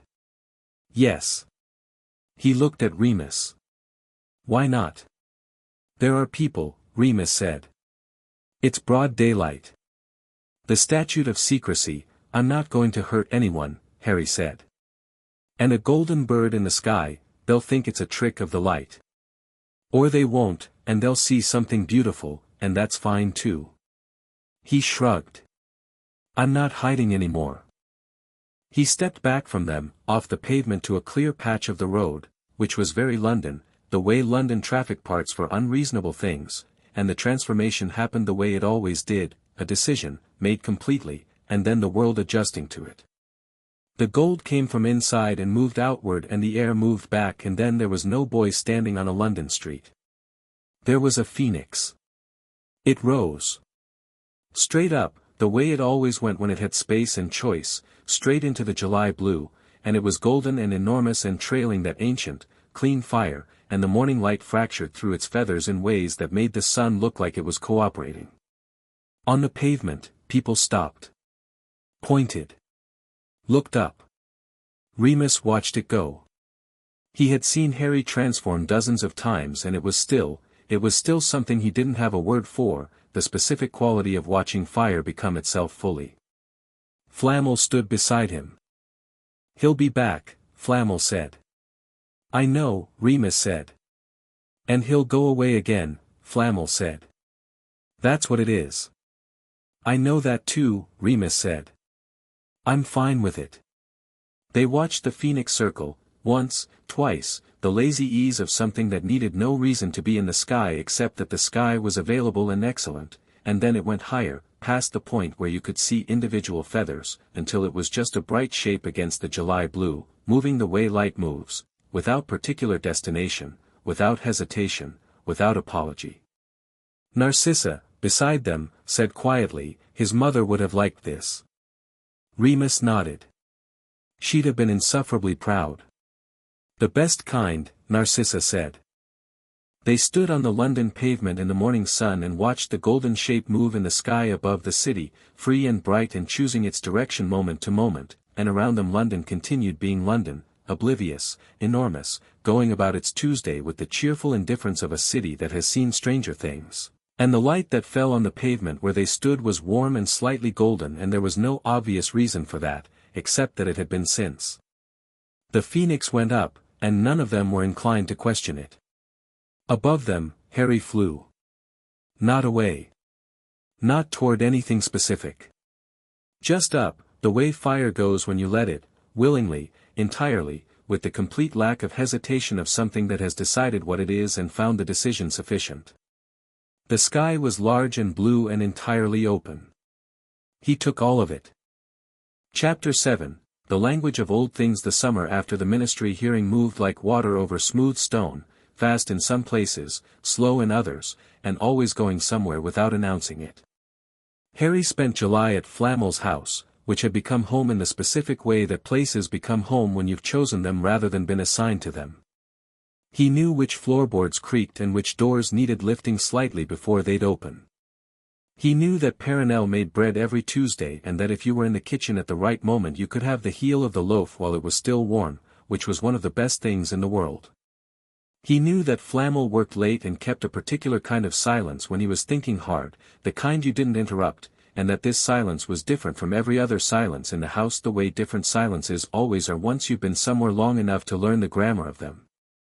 He was studying harder than he had before the ministry hearing, which was saying something, because he had always studied hard. Not from anxiety. Harry didn't have anxiety about learning the way some people had anxiety about exams and being tested and being found insufficient. He studied the way he flew, because the subject was in front of him and it was interesting and there was always more of it. He had, Flamel observed once, the appetite of something that had been hungry for a very long time and was now in a room full of food and was working through it systematically rather than frantically. The phonics memory was opening up properly now. It wasn't like reading, it was more like recognizing. He'd be working through something in Flamel's library, some text on the fundamental nature of a specific kind of old magic, and a sense of familiarity would come in sideways, not the content exactly but the shape of it, the recognizable architecture of how it worked, the way you might recognize a building's blueprint before seeing the building itself. He'd bring these recognitions to Flamel and they'd spend hours, sometimes whole mornings, working outward from them together, Flamel's centuries of accumulated scholarship meeting Harry's older than centuries but differently arranged knowing, and the combination of the two produced things that neither of them could have arrived at alone, which was the mark of a genuine collaboration rather than a teacher-student arrangement, and both of them understood this without needing to say it. "There's something I can almost remember," Harry said one morning in early August, sitting in the garden with one of Flamel's notebooks open on his knee. The garden was deep in summer, lavishly green, loud with insects. "About the old language." Flamel looked up from his own work. "Which language specifically?" "The one magic was in before it was in any human language," Harry said. He frowned at the notebook without seeing it. "Not a language like words. More like," he stopped. He held his hand out and a small flame appeared there, resting in his palm, not burning, just resting, warm and still. He looked at it. "Like this. Like the way fire speaks. Not saying things but, meaning them. You're describing something the alchemical tradition calls the lingua primordialis," Flamel said. "The original tongue. Most scholars believe it's theoretical, a framework for understanding how magic works rather than an actual recoverable system." He paused. "I've believed for 60 years that they're wrong." "It's not theoretical," Harry said. The flame in his hand shifted, moved, curled in a way that was deliberate without being a word. "It's just, very old. Older than anyone who might teach it." He looked up at Flamel. "Can I try something?" "What kind of something?" "I want to say something in it. In the fire language. And I want you to tell me if it means anything to you." Flamel set down his pen. He leaned back. "All right." Harry looked at the flame in his hand for a moment. He thought about what he wanted to say, not a sentence, not even a concept exactly, more like a quality of something. The quality of transformation that is also survival. The quality of becoming without losing. He held that in his mind and then he let it move into the flame, and the flame changed, shifted color, deepened to amber, brightened at its center to something close to white, and moved through a series of states the way music moves through a series of notes, each one following from the last with a logic that wasn't quite sound and wasn't quite light but was something in between, something that landed somewhere between the eyes and the chest. When it was done, the flame was just a flame again. Flamel sat very still. "Well?" Harry said. "Say it again," Flamel said. His voice had changed slightly. Harry said it again. Flamel closed his eyes. He sat there with his eyes closed for a long moment and Harry waited, because you waited for Flamel when he was processing. After perhaps a minute, Flamel opened his eyes. "Transformation," he said. "As love. As a verb, not a noun." He looked at Harry with something wide in his face, something that 600 years hadn't entirely used up the capacity for. "Your mother's theory," he said. "Expressed in a language she couldn't have known, that you shouldn't be able to access, that I have spent 6 decades searching for evidence of. You just said it." "I've been thinking about her a lot," Harry said simply. "About what she understood." He closed his hand, extinguishing the flame. "I think that's why it came. The memories tend to come when I'm thinking about something specific." "What else do you remember?" Flamel said. He had picked up his pen, and then put it down again, because he didn't want to write. He wanted to simply receive. Harry looked at the garden. He thought about how to answer. "Not events," he said. "Not what you'd think of as memories, I don't remember specific days or faces. It's more like," he paused. "It's more like knowing where things are. Like having a map of magic that's been made by someone who's walked every part of it. Not all of it is useful in the same way. A lot of it is very old and the context is gone. But the principles are there. The way things fundamentally work. He looked back at Flamel.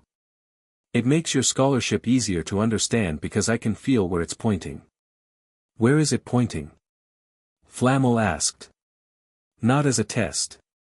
As a man who has been pointing at something for 60 years and wants to know if he's been heading in the right direction. Harry thought about it honestly.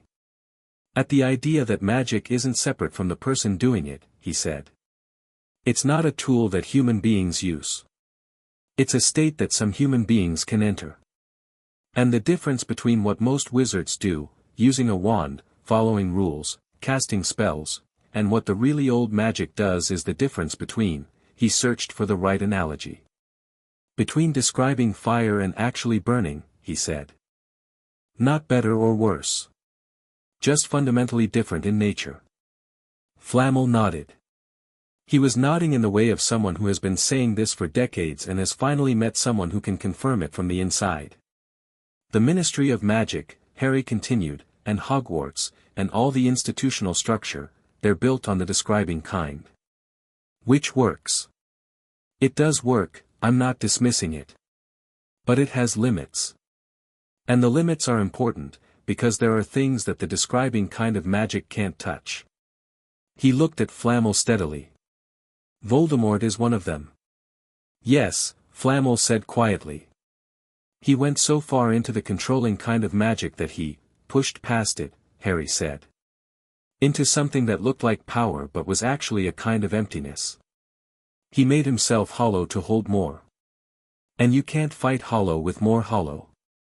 The wand magic, the spell magic, it'll hold him back, slow him down. But it can't, he gestured, frustrated with language. You can't fill a hole with something that's also a hole. You can fill it with fire, Flamel said. Yes, Harry said. Exactly. That's what my mother worked out. That's what she did. He was quiet a moment. I've been thinking about how it would work against him specifically. His soul, what's left of it, the Horcrux problem, he looked at Flamel. I know about those. I found your research. Of course you did, Flamel said, without surprise. Fire at the right temperature doesn't just destroy, Harry said. It transmutes. The alchemical principle. You transmute base metal, not to gold, that's not really what it's about, that's the story people tell, but to something that's in its right form. Its natural form. He held out his hand again, not flame this time, just the warmth that was always there. A Horcrux is soul magic that's been forced into a wrong shape. Into an unnatural permanence. What if what's needed isn't to destroy them but to restore them, Flamel said. His voice was very quiet. Release them, Harry corrected. There's a difference. They've been held in a shape they were never meant to hold forever. The fire doesn't attack. It just, he made a simple gesture, expanding his hand, opening it. Releases the tension. The garden was very quiet. The insects had, for some reason, gone still. Flamel looked at Harry for a very long time. Then he reached for his notebook, and this time he picked up the pen, and began writing very quickly. Remus came in late August with news and also groceries, because that was how Remus operated, even when bearing significant intelligence. He arrived with bread and fruit and the specific cheese Harry liked that came from a shop near his Edinburgh flat. Harry helped him unpack while Remus delivered the news. Dumbledore has been quiet, Remus said. I know, Harry said. He's thinking. That's what worries me, Remus said. Dumbledore thinking quietly tends to produce elaborate results. He's reassessing, Harry said. I'm not worried about him. Remus looked at him across the kitchen counter. You're not worried about the most powerful wizard in Britain who spent 2 years trying to collect you. He's not trying to collect me anymore, Harry said. He was putting apples in the bowl on the table, which was a task he performed with the same attention he gave everything. He's trying to figure out how to work with me.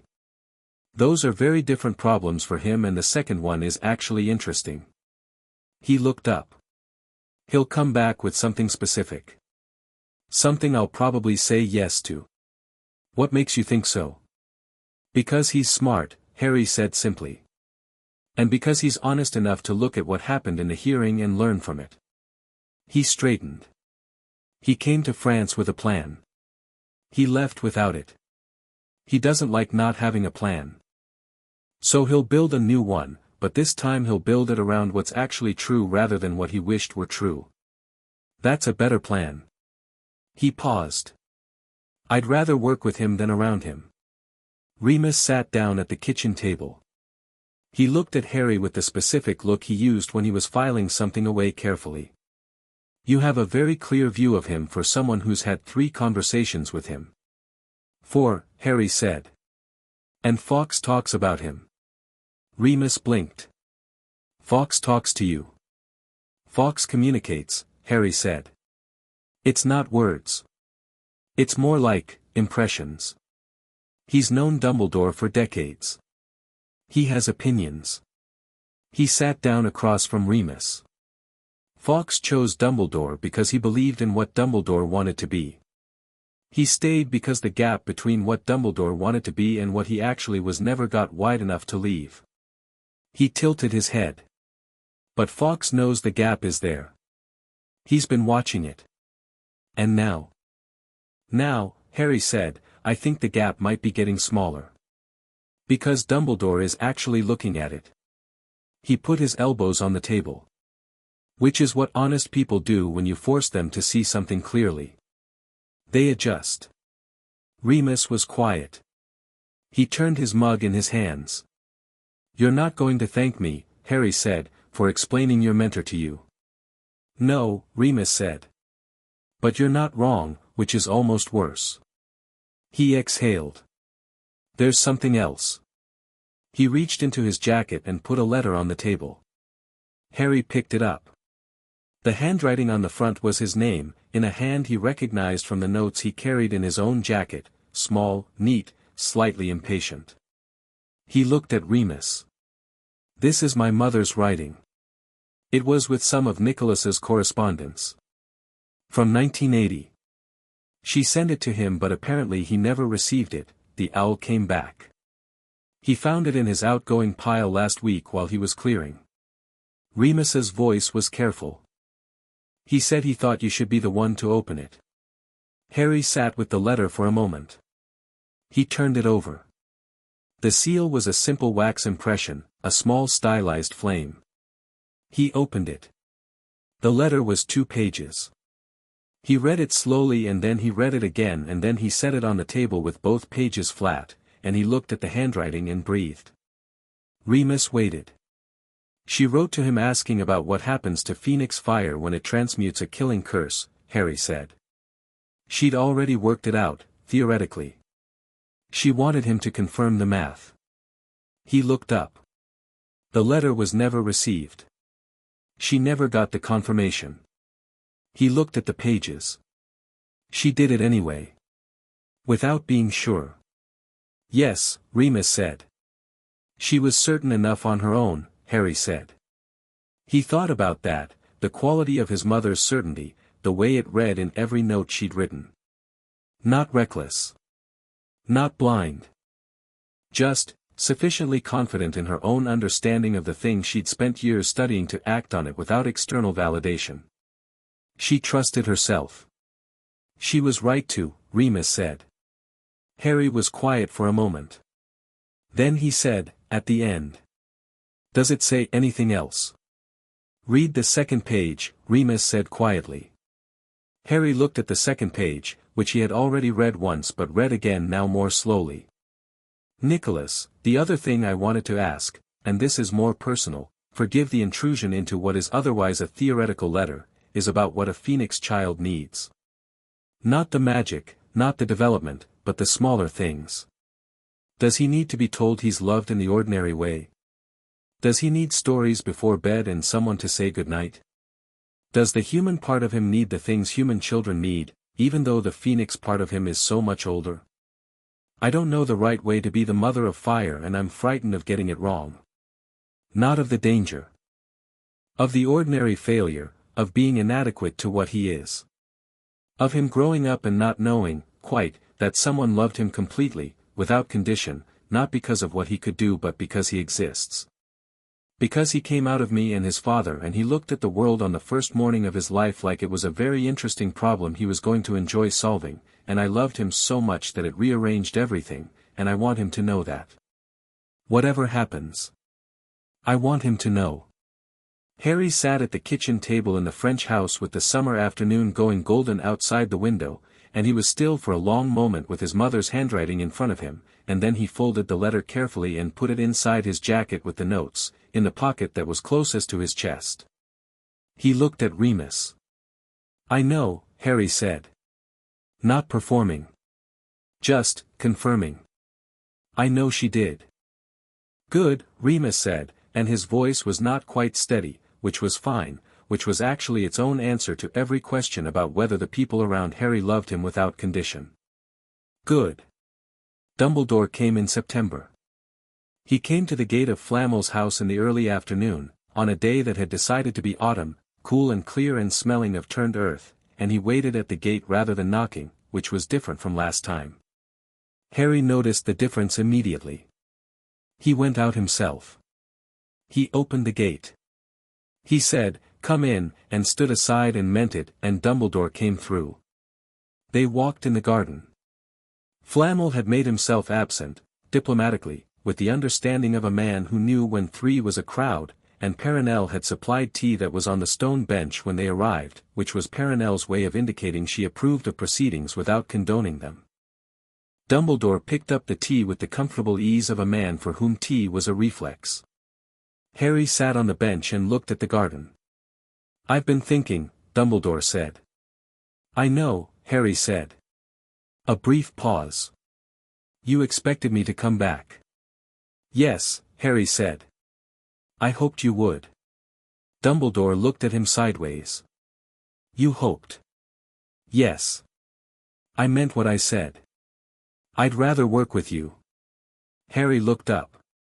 "You've learned more about what I am since July." "Considerably more," Dumbledore said. "Minerva has been helpful." Nicholas, in his own way, he glanced toward the house with an expression that suggested Flamel's way had been thorough and somewhat pointed. "And I've been speaking with Fawkes." "What did he tell you?" "That I've been an idiot," Dumbledore said, with the precise, dry diction of a man who has had to swallow something significant and has decided to do it with dignity. "Not in those terms. But the meaning was clear enough." "He communicates well," Harry said. "He does. I am embarrassed to admit how little I've been listening." He set down the tea. He looked at Harry directly. "I owe you an apology. I have owed it for some time and I have not paid it because I have been constructing justifications instead, which is a failure of character that I am in the process of addressing." Harry looked at him. "I put you in a cupboard," Dumbledore said. "I knew the household was not, that you would not be," he stopped. He restarted. "I knew it was not ideal. I told myself the wards made it worthwhile. I told myself that a little hardship in childhood built resilience. I told myself a great number of things." He was looking at Harry with the full, unguarded weight of his attention. "All of them were rationalizations for a decision I made for my own peace of mind. To have you where I could ensure the blood wards held, where I could manage the situation, where the prophecy could play out on my timeline. And in doing so he exhaled. I failed you. Before you were old enough to know you were being failed." Harry was quiet for a moment. He was turning a leaf over in his hands, a small orange autumn leaf from the fig tree. He turned it over and back, looking at its shape. "I told you," he said finally, "that I wasn't angry about it." "Yes. I'm not sure I deserved the generosity." "It wasn't generosity," Harry said.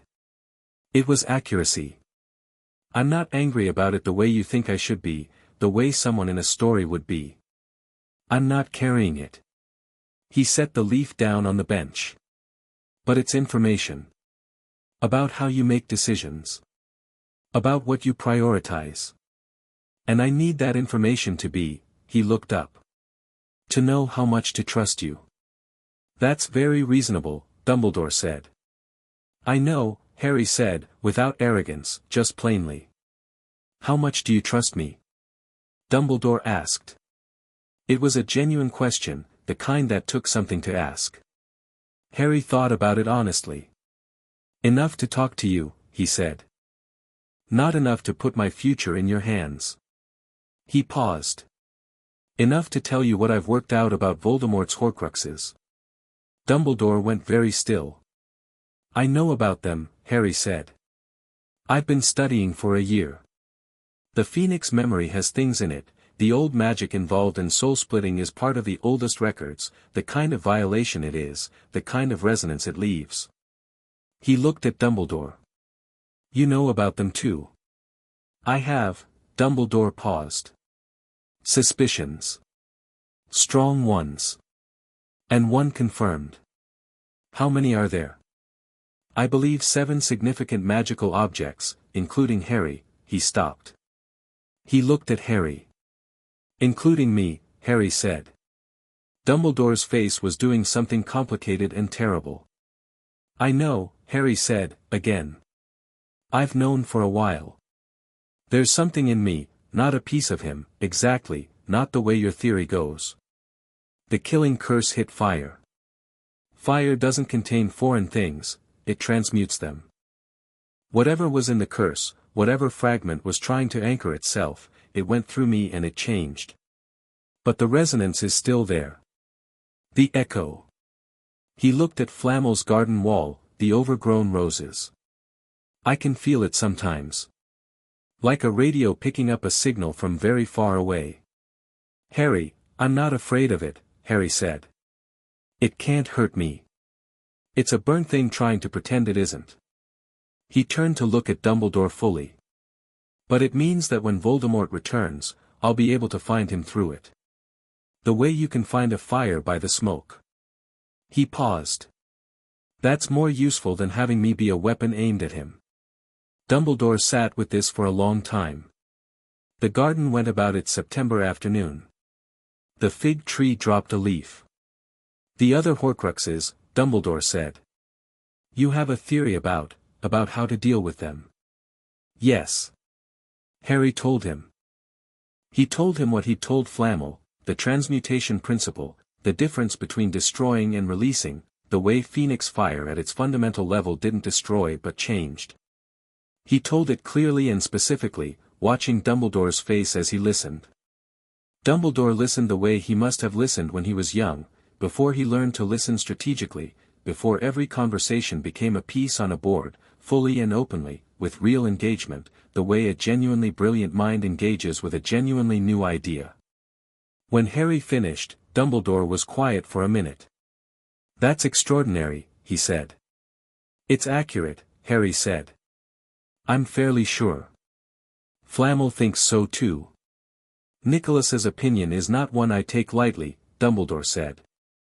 He looked at the garden. This changes the operational framework considerably. I know, Harry said. And I'm willing to work on it with you. But, he looked at Dumbledore. I'm 8 years old. We have time. You said yourself he's not going to return for years. I want to spend those years learning everything, not being prepared for one specific purpose. He held Dumbledore's gaze. When it matters, I'll be ready. But I'm not going to spend the next decade being readied. There's a difference. Yes, Dumbledore said. I'm beginning to understand the difference. Good, Harry said. Another quiet. More leaves from the fig tree. What is it you want from me, then? Dumbledore said. Specifically. In terms of he searched for the word. Arrangement. I want you to teach me at Hogwarts, Harry said. Actually teach me, not manage me through teaching. I want access to the restricted section, no questions asked. I want to be able to come and go as I choose. He paused, thinking it through. I want to know what you know about the Horcruxes. All of it. Not when I'm old enough or when you decide I'm ready. Now. Now, Dumbledore said. I'm not fragile, Harry said, with a patience that had a certain iron in it. Stop treating information like something I need to be protected from. The more I know, the better I can help. That's how it works. Dumbledore looked at him for a long moment. You're very sure of yourself. Yes, Harry said. Is that a problem? No, Dumbledore said. In fact, something moved through his face, something genuine and warm. No. In fact he stopped. He seemed to make a decision. He reached into his robes and placed something on the bench between them. A pensive vial, small, silver, containing something blue-gray and swirling. This is what I know about Voldemort's Horcruxes, he said. Everything. The theory, the research, the confirmed objects, the suspected ones. He looked at Harry. It's yours. Harry looked at the vial. He looked at Dumbledore. You came prepared, Harry said. I am occasionally capable of learning, Dumbledore said, and it was so dry and so honest that Harry almost smiled. He did smile. All right, Harry said. He picked up the vial carefully. Thank you. Don't thank me for doing what I should have done months ago, Dumbledore said. The credit belongs to the fact that you made it impossible to do otherwise. I'll take that, Harry said. They talked for 2 hours. It was the most honest conversation Dumbledore had had in years, and he was aware of this fact in real time, which was part of what made it unusual. Most of his conversations were managed, his management, usually, the careful direction of information and emphasis, but this one wasn't, because there was no managing Harry, and because he'd decided he wasn't going to try anymore, and because the relief of not trying was something he hadn't expected and was sitting with. Harry was brilliant. Dumbledore had expected intelligence. He had not expected this, the specific quality of a mind that had come at knowledge from an entirely different direction from any wizard Dumbledore had known, that had absorbed the alchemist's tradition and the Phoenix memory and Lily Potter's research and a 7-year-old's unsentimental view of the world, and had synthesized it into something original and sharp and entirely confident of itself. He asked questions that went exactly to the center of things. He didn't hedge. He didn't ask permission to have an opinion. When he disagreed, he said so directly and then explained why, and twice the explanation changed Dumbledore's thinking, which was not something that happened often. At one point Dumbledore made a point about the nature of Voldemort's power, the conventional wisdom, the established theory, and Harry said, that's not quite right, with the same tone he used for everything, level and certain. Explain, Dumbledore said. The established theory treats his power as accumulation, Harry said. As if power is a quantity you acquire. But that's not how it works at the fundamental level. Power isn't accumulated, it's accessed. The question isn't how much power Voldemort has, it's how deep he's gone into the accessing of it. And the deeper you go by force, by taking rather than understanding, the narrower the channel gets. He's actually less capable in some fundamental ways than a modestly powerful wizard who's genuinely aligned with their magic. He's just capable in spectacular ways that get noticed. Dumbledore sat with this. A river isn't powerful because of how much water it contains, Harry said. It's powerful because of how it moves. You're describing something related to what Lily was working on, Dumbledore said. Yes, Harry said. I think she understood this. I think she understood that the way to answer Voldemort wasn't to be bigger than him, that's impossible on his own terms, he's made himself specifically designed to win that contest. You answer him by operating on a different axis entirely. He paused. That's what her sacrifice did. It didn't overpower him. It changed the nature of what he was doing at the moment it mattered. Dumbledore was quiet for a very long time. I have been planning, he said finally, slowly, to outpower him. Or rather, to create conditions under which he stopped. He corrected himself. Under which you could overpower him. A confrontation. A final battle. I know, Harry said. That won't work, Dumbledore said. Not as a question. It might, Harry said, in the sense that we'd probably win. But there'd be, he thought about how to say it. Casualties. Collateral. Things that break and don't come back. When you fight fire with fire, he held out his hand, showed the warmth that lived there. When you fight fire with the kind of fire that knows what it's doing, you get something different. Not a bigger explosion. A transmutation. Dumbledore looked at his hand. At the warmth there, steady and ancient. Show me, he said. Harry looked at him. I know what you can do in theory, Dumbledore said. I've read everything Nicholas would share, which I'll grant is less than what he actually knows. But show me. Practically. He met Harry's eyes. If we are going to work together, I need to understand what you actually are. Not the theory of you. The reality. Harry held his gaze for a moment. Then he stood up. The transformation happened. Dumbledore had seen it before, in the Ministry, briefly, from a distance as the phoenix rose. But here in the garden, 3 feet away, it was something else entirely. The shift was not violent and not gradual.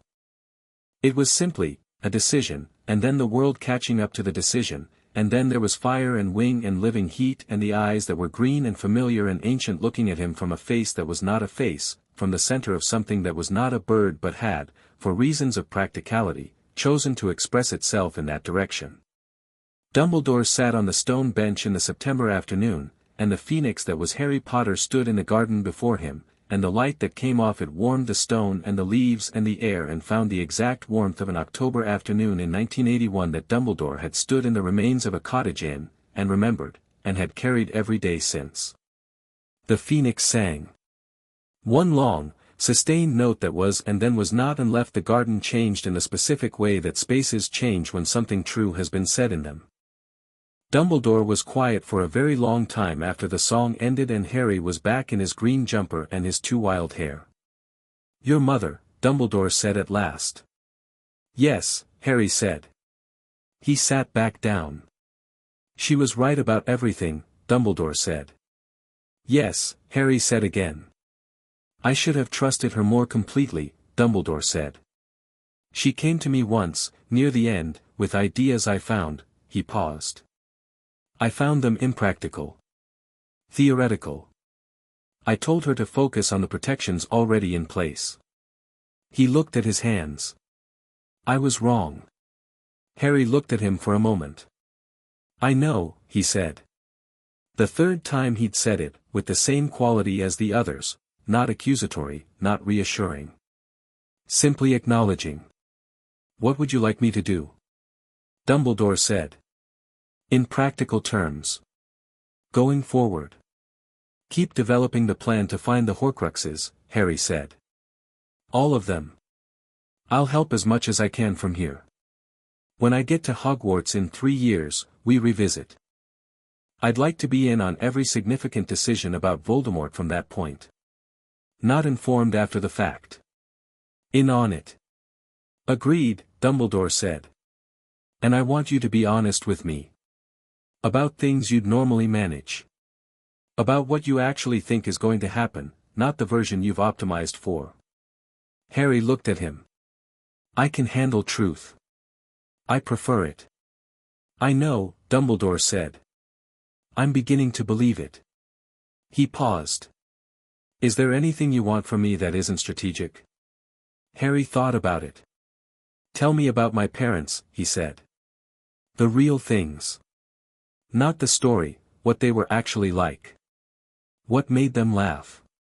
What they were bad at. He looked up at Dumbledore. You knew them. I didn't. Dumbledore looked at him. And then he did something that very few people had seen in a very long time, which was smile, not the public smile, not the kind, managed, twinkling one, but an old man's smile, a fond one, the smile of someone remembering something they loved. Your father, he said, was almost catastrophically bad at keeping secrets. He would have made an appalling spy. He had a face that did everything he was thinking at exactly the moment he was thinking it. He paused. He was also the most genuinely brave person I knew. Not reckless. Brave. He understood the cost of things and chose to pay them anyway. He looked at the garden. Your mother was the most analytically gifted mind of her generation. She could have done anything. She chose love, which is what very clear-eyed people tend to do when they've actually thought about what matters.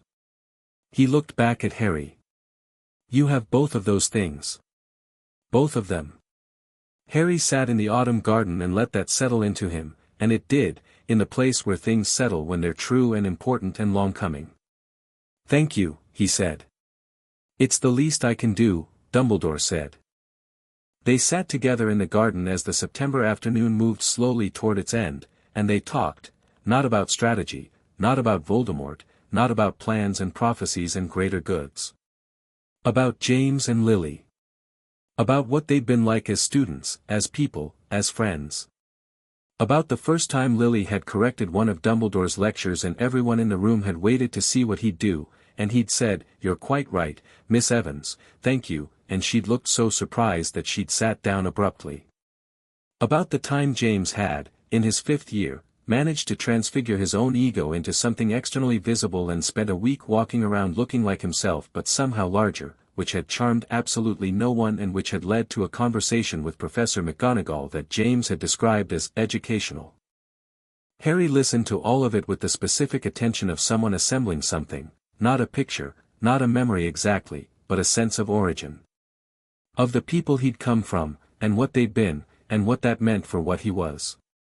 When Dumbledore left, at the gate, he turned back one more time. Next summer, he said. I would like to show you something. A memory, of your parents, the two of them together, from before. If you'd consent to look at it. Yes, Harry said immediately. Dumbledore nodded. He looked at Harry for a moment with those blue eyes that were, right now, just eyes, just an old man's eyes, a little tired, a little warmer than before. Until then, he said. Until then, Harry said. He closed the gate. He walked back up the garden path. He went inside and sat down at the kitchen table and Flamel was there, having materialized with the specific timing of someone who has been listening from a respectful distance and knows when to arrive. Well? Flamel said. He's better when he's honest, Harry said. Most people are. He told me about my parents. Harry looked at the table. Did you know my father was bad at keeping secrets? I had heard something to that effect, Flamel said. I believe the original phrasing was constitutionally unable to. Harry smiled. Full and genuine and at no one in particular, at the kitchen, at the autumn coming through the window, at the afternoon that had been what it had been. Right, he said. I'm going to look at the pensive memory. Be careful with it, Flamel said. It's a memory, Harry said. Not a trap. From Dumbledore, Flamel said. Harry considered this. Then he said, he's learning. I'll be careful, but I'll look at it honestly. If it's manipulative I'll know. You think you'd know? Yes, Harry said. Not arrogantly. With the calm of someone who has been burned and knows the difference between warmth and flame. He took the pensive veil to the garden and sat on the stone bench and held it in his palm and thought about what it cost a man to offer something like this, to let someone see, really see, the people he'd failed and loved and lost. That the offering itself was honest, he was fairly sure. The content might be incomplete, might be Dumbledore's version, shaped by his own guilt and grief. That was fine. Harry had his mother's notes. He had what Remus carried. He was building a picture from many sources and no single one of them was the whole thing. He thought, that's all anyone's parents are. A picture built from fragments. The real people are gone. He thought, but the fire they put in me isn't. He sat in the garden with the vial in his hand and the autumn afternoon going golden around him, and above the alchemist's house the sky was the deep, specific blue of the hour before the stars came out, and Harry looked up at it for a long moment. Then he went in. He had work to do, a memory to look at, a theory to develop further, a letter to write to Arabella, and at some point dinner, and then whatever tomorrow held. There was always something. The world kept being interesting and he kept meeting it, which was, all things considered, from a cupboard at 3 years old to a French garden at 8, not a bad way to live. Not bad at all. Chapter 8, The Year of Learning Dangerous Things. The autumn Harry turned 8 was the autumn he learned to read weather. Not meteorologically, though he could do that too now, could feel pressure changes in his feathers the way you feel them in your knees before rain. He meant the weather of people. The specific atmospheric conditions of a room when something is being decided. The front moving through a conversation before the words that carry it arrive. He had always been perceptive, in the way that children who grow up in uncertain environments develop perception as a survival tool. But that early version had been reactive, reading danger, reading moods, calibrating his own behavior accordingly. What he had now was different. It was active. He read rooms the way Flamel read old texts, for what was said, for what was meant, for the gap between the two, and for what the gap itself contained. He was thinking about this on the first Tuesday in October, sitting in Flamel's library with 3 books open simultaneously and Flamel's research journal spread across the table, because the thing he was reading, an account of pre-Merlin magical tradition from a source that had been translated through 4 languages and had suffered for it, kept using a word that meant, depending on which translation you trusted, either fire or truth or the place where fire and truth are the same thing, and he was fairly sure the ambiguity was the point. Remus appeared in the doorway. "You have a visitor." Harry looked up. "Who?" "Bathsheba Babbling," Remus said. "Professor of Ancient Runes at Hogwarts. She says Dumbledore sent her." Harry looked at the spread of books. He looked at Remus. "She seems nervous," Remus said. "Not threatening nervous. More like, excited nervous. Like she's about to meet something she's studied for a long time." "All right," Harry said. He closed the books, in order, the way Flamel had taught him to treat books. He stacked the journals. He came out of the library and through the house to the front garden where a woman in her 50s was standing among Flamel's roses with the expression of someone who has arrived somewhere and is overwhelmed in a good way. She had iron-gray hair pinned up efficiently, ink on 3 fingers of her right hand, and glasses that had been repaired so many times with magic that they were technically a different pair of glasses from the ones she'd started with. She looked up when Harry came out and her expression did exactly what Remus had predicted. "Harry Potter," she said. "Yes," Harry said. "Professor Babbling." "Bathsheba," she said automatically. "I'm not, we're not in school." "Bathsheba." She was looking at him with the focused intensity of a specialist encountering a primary source. "Dumbledore told me you'd been doing theoretical work on ancient magical linguistics." "He was," she paused. "He was remarkably specific about what you'd found. I've been in the field for 30 years and he described things I've only read about in academic disputes." She looked at him directly. "He said you'd accessed Phoenix memory." Is that actually, yes," Harry said. "Do you want tea?" She blinked. "I would love tea." He brought her to the garden bench, which was becoming something of a diplomatic venue at this point. Perenelle produced tea with the timing of someone who had heard the front gate open and had already put the kettle on. Harry sat across from her. He looked at her hands, the ink, the specific wear pattern at the outer edge of her writing hand, the small burn mark on her left wrist that was old and spoke of contact with particularly reactive old parchment. "What do you actually study?" he asked. "The ancient magical languages," she said. "The ones that predate Latin, predate any European tradition. The ones where the symbol and the thing it represents were, less separated." "More, the same thing," Harry said. She stopped. She looked at him. "Yes," she said slowly. "Exactly. Where the word for fire and fire itself were, I've been reading something that uses a word that might mean fire or truth or the place they meet," Harry said. "The translation is probably an argument in itself. Is there a primary source?"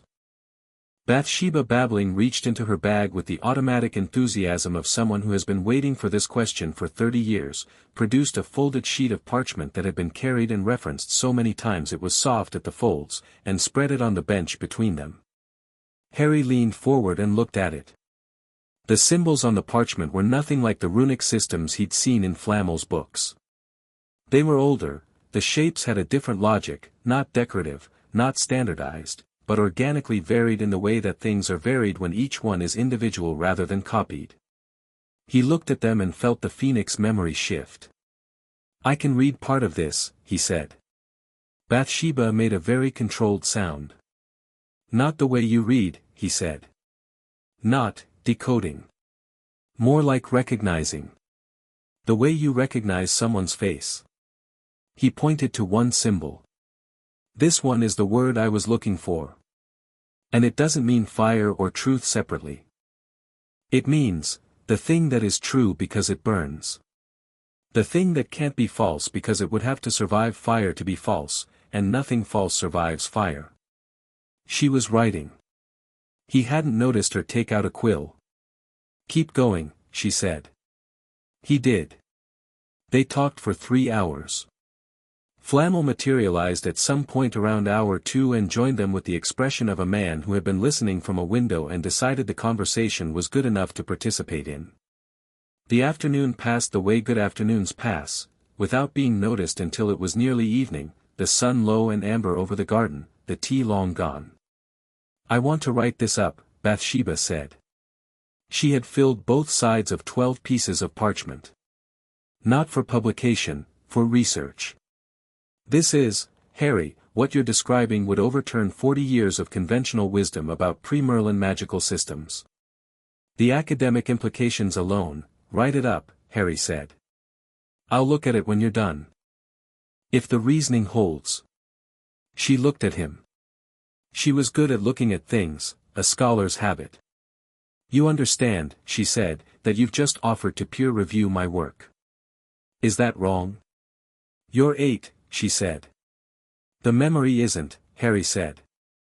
She looked at him for a moment. Then she began reorganizing her notes. "Dumbledore said you'd be starting Hogwarts in 3 years." "Yes," Harry said. "He also said," she paused, choosing her words. "He said your arrangement with the school would be," she glanced at Flamel. "Unconventional," Flamel supplied. "He said he'd like you to have access to someone in every department," she said. "Not as a student, necessarily. Not through the standard curriculum. But someone you can work with. Who can take what you're doing seriously." She looked at Harry. "He asked me if I'd be willing." Harry looked at her hands, the ink, the burn, the worn parchment.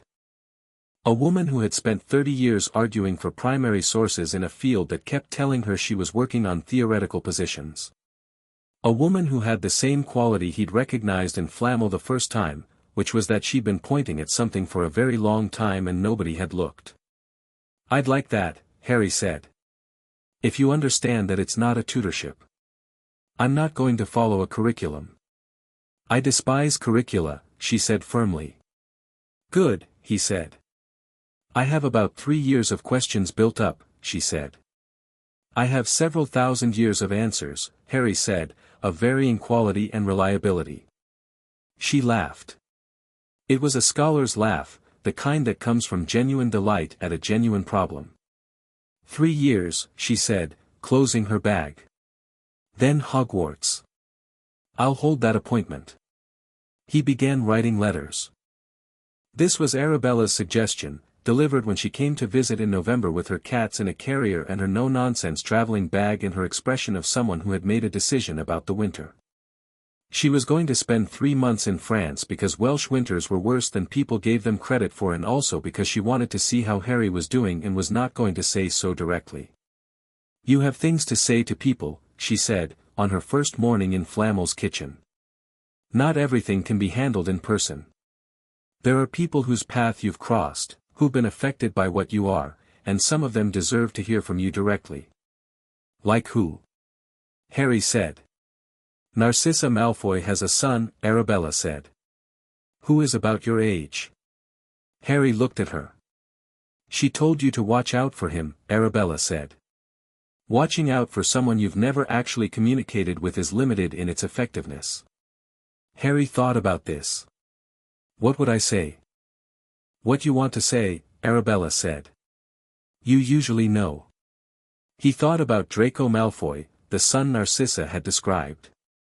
Clever. Vain. Funnier than he knew. Being taught things about the world that didn't serve him. Being shaped, Harry thought, by a story that wasn't his. He wrote the letter that evening. He sat at the kitchen table with the candle and the parchment and he thought about what it was like to be shaped by the expectations of people who didn't see you clearly, and he wrote from that. I don't know you yet, but your mother told me about you and I told her I'd pay attention. So I'm paying attention. I don't really know what that looks like in practice since we've never met, but I thought starting with a letter was probably easier than just appearing in your garden. My name is Harry. I'm 8. I live in France and I can turn into a phoenix, which is strange but I'm used to it. I understand you might have heard different things about me. I suspect some of them are quite negative, given the circles your family moves in. I'm curious what you've heard but you don't have to tell me. Either way, I don't hold it against you, because people telling you things about someone you haven't met is not the same as knowing them. Anyway. If you want to write back, write back. If you don't, that's fine too. Harry he sent it and didn't think about it, the way he sent most things, with the understanding that the response would arrive or it wouldn't and he'd deal with either. The response arrived in 11 days, written in a handwriting that was already trying to be as neat and impressive as possible, which meant it had the slightly over-controlled quality of someone working harder than necessary. Harry Potter, I have been told you are dangerous and also that you are a blood traitor, which apparently is a significant insult in our world, though I have been thinking about it and I am not entirely sure why it is an insult. My father says a great many things with great certainty and I have noticed lately that his certainty and what I actually observe do not always agree. I have heard you turned into a phoenix at 3 years old and broke Dumbledore's wards and that several people Dumbledore sent to retrieve you came back singed. This sounds more impressive than dangerous, but I may be missing context. I would like to know what France is like. I have been to France but only for the sort of family visits where you don't see very much of it. Draco Malfoy. Harry read this twice and felt an uncomplicated warmth toward it that had nothing to do with Phoenix Fire and everything to do with recognizing someone who was honest when honesty was probably inconvenient for them. He wrote back. And Draco wrote back. And the correspondence settled into something regular and occasional and entirely its own thing, two boys who had been assigned to be enemies by a world that hadn't consulted either of them, discovering through letters written at kitchen tables and desk corners that the assignment didn't hold up to scrutiny. The winter was for mathematics. This was not something Harry had expected. He had expected magic theory, and historical research, and the development of the Phoenix transmutation work, and all of those things were happening. What he had not expected was Flamel sitting across the breakfast table one January morning and saying, without preamble, "You don't know enough mathematics." Harry looked up from his toast. "For what?" "For the theoretical framework you're building," Flamel said. "The transmutation work, the Horcrux theory, you're doing it by intuition and Phoenix memory, and that's extraordinary, but it's not complete. You need the mathematical language." "Magic doesn't run on mathematics," Harry said. "Incorrect," Flamel said. "Magic runs on relationships between things. Mathematics is the language of relationships between things. They are not the same discipline, but they are siblings." He put a book on the table. It was not a magical text. It was a mathematics textbook, substantial, with a French title. "Start at the beginning." Harry looked at the book. He looked at Flamel. "You're going to be building something very sophisticated," Flamel said. "In the next 10 years. The Phoenix transmutation theory, the Horcrux approach, the relationship between sacrifice magic and fire magic, it needs to be rigorous. Not just true but demonstrably true. Provably true. The kind of true that you can show to a skeptic and have it withstand examination." He sat down. Intuition is the beginning of understanding. Mathematics is the confirmation. Harry opened the book. He found, to his surprise, that he liked it. Not in the abstract way he liked most things, practically, specifically. The way mathematics was unsentimental about what was true. The way a proof worked, not by authority, not by tradition, not by someone senior saying so, but by following the logic from what you knew to what must therefore also be true. It had the same quality as fire, it didn't pretend. It didn't perform. It simply was, or it wasn't, and you could check. He worked through the textbook in 6 weeks, then the next one, and the one after that. By spring he was doing calculus that Flamel had to check with his own working, which he did without embarrassment, because Flamel's relationship with mathematics was historical rather than current and he was honest about it. "You're going to need a mathematician," Flamel said, reviewing Harry's work one April evening. "Bathsheba Babbling is coming back in May," Harry said. "Does she do mathematics?" "She does ancient symbolic logic, which is related," Flamel said. "I'll ask her."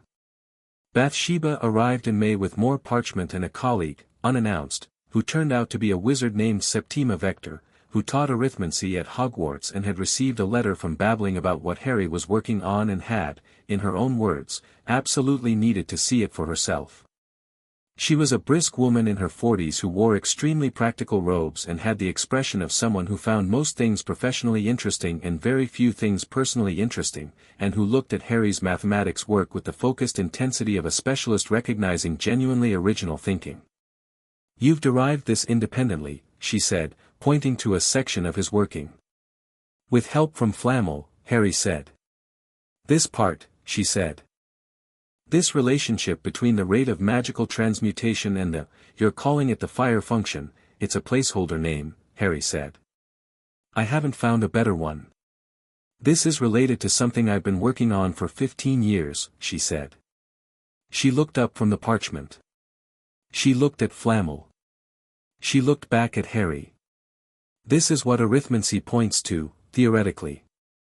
The mathematical relationship between magical transformation and, we don't have the right vocabulary. The things that arithmancy circles around but can't quite reach." She held up the parchment. "This is the inside of the circle. Where did you get this?" "Phoenix memory," Harry said. "That's either the most or the least helpful answer I've ever received," she said. "Can I have copies?" "Yes," Harry said. "Will you help me make it rigorous?" She looked at him, this 8-year-old with the extraordinary eyes and the phoenix warmth coming off him that she could feel across the table, which was not supposed to be possible to feel without magical sensitivity, and she said, "I was going to come here and look at your work politely and then go back to Hogwarts. That was my plan." She set the parchment down. "My plan is changing." She stayed 2 weeks. It was, Harry thought later, the most productive 2 weeks of his intellectual life to that point, which was something given the standard of the previous 2 years. Vector and Babbling together had the specific energy of specialists who had been working in adjacent fields long enough to be fluent in each other's discipline, and both of them together with Harry produced the kind of thinking that only happened when the problem was bigger than any one mind and everyone in the room knew it. The mathematics of magical transmutation became, by the end of those 2 weeks, something that had a shape. Not complete, nowhere near complete, but no longer purely intuitive. Something that could be checked. Something that had edges you could trace. Vector wrote it up in the 3 weeks after she returned to Hogwarts and sent it to Harry in sections, each one with careful notation about where she was certain and where she was extrapolating, which he appreciated enormously because it was the kind of intellectual honesty that made collaboration actually work. He went through each section, confirmed or corrected, sent it back. She sent revised versions. They went 3 rounds on the 3rd section before they agreed, and when they agreed it was because the logic demanded it from both sides and neither of them had to concede anything. "She'll be your arithmancy professor," Flamel said, watching Harry read the latest section. "I know," Harry said. "She's very good." "She's extraordinary," Flamel said. "And she's now entirely committed to this work. She'll be a significant ally in the school. She's not an ally because of the work, Harry said. She's interested in the work because it's genuinely interesting. That's different. He looked up. I'm not collecting people. No, Flamel said. They're collecting you. He considered this. Which is more sustainable? In June, Remus arrived with news that was not the usual kind. He came in fast, through the gate, without the usual pause at the door, and Harry felt the shift in the air before Remus opened his mouth, the specific quality of someone carrying something heavy. Sit down, Harry said. Remus sat at the kitchen table. He put both hands flat on it, which was not how he usually sat. There's been a magical event, he said. In Albania. A forest there. There were reports from the International Confederation, he paused. Something happened. Something that suggests Voldemort's remnant, his shade, whatever you want to call what's left of him, is starting to stabilize. Reconstituting. Harry absorbed this. Faster than predicted, Remus said. Yes, Harry said. I felt something. 6 weeks ago. I didn't know what it was. He looked at his hands.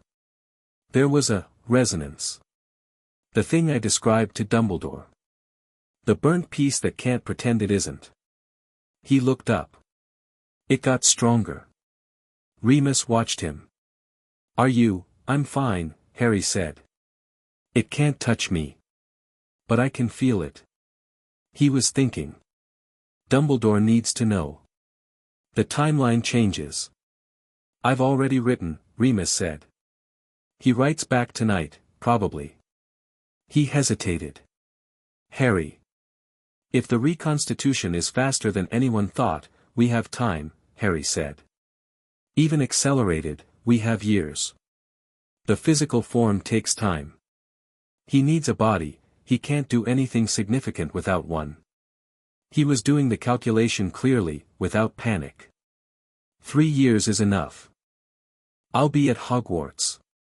The Horcrux work can continue from there. You're not worried, Remus said.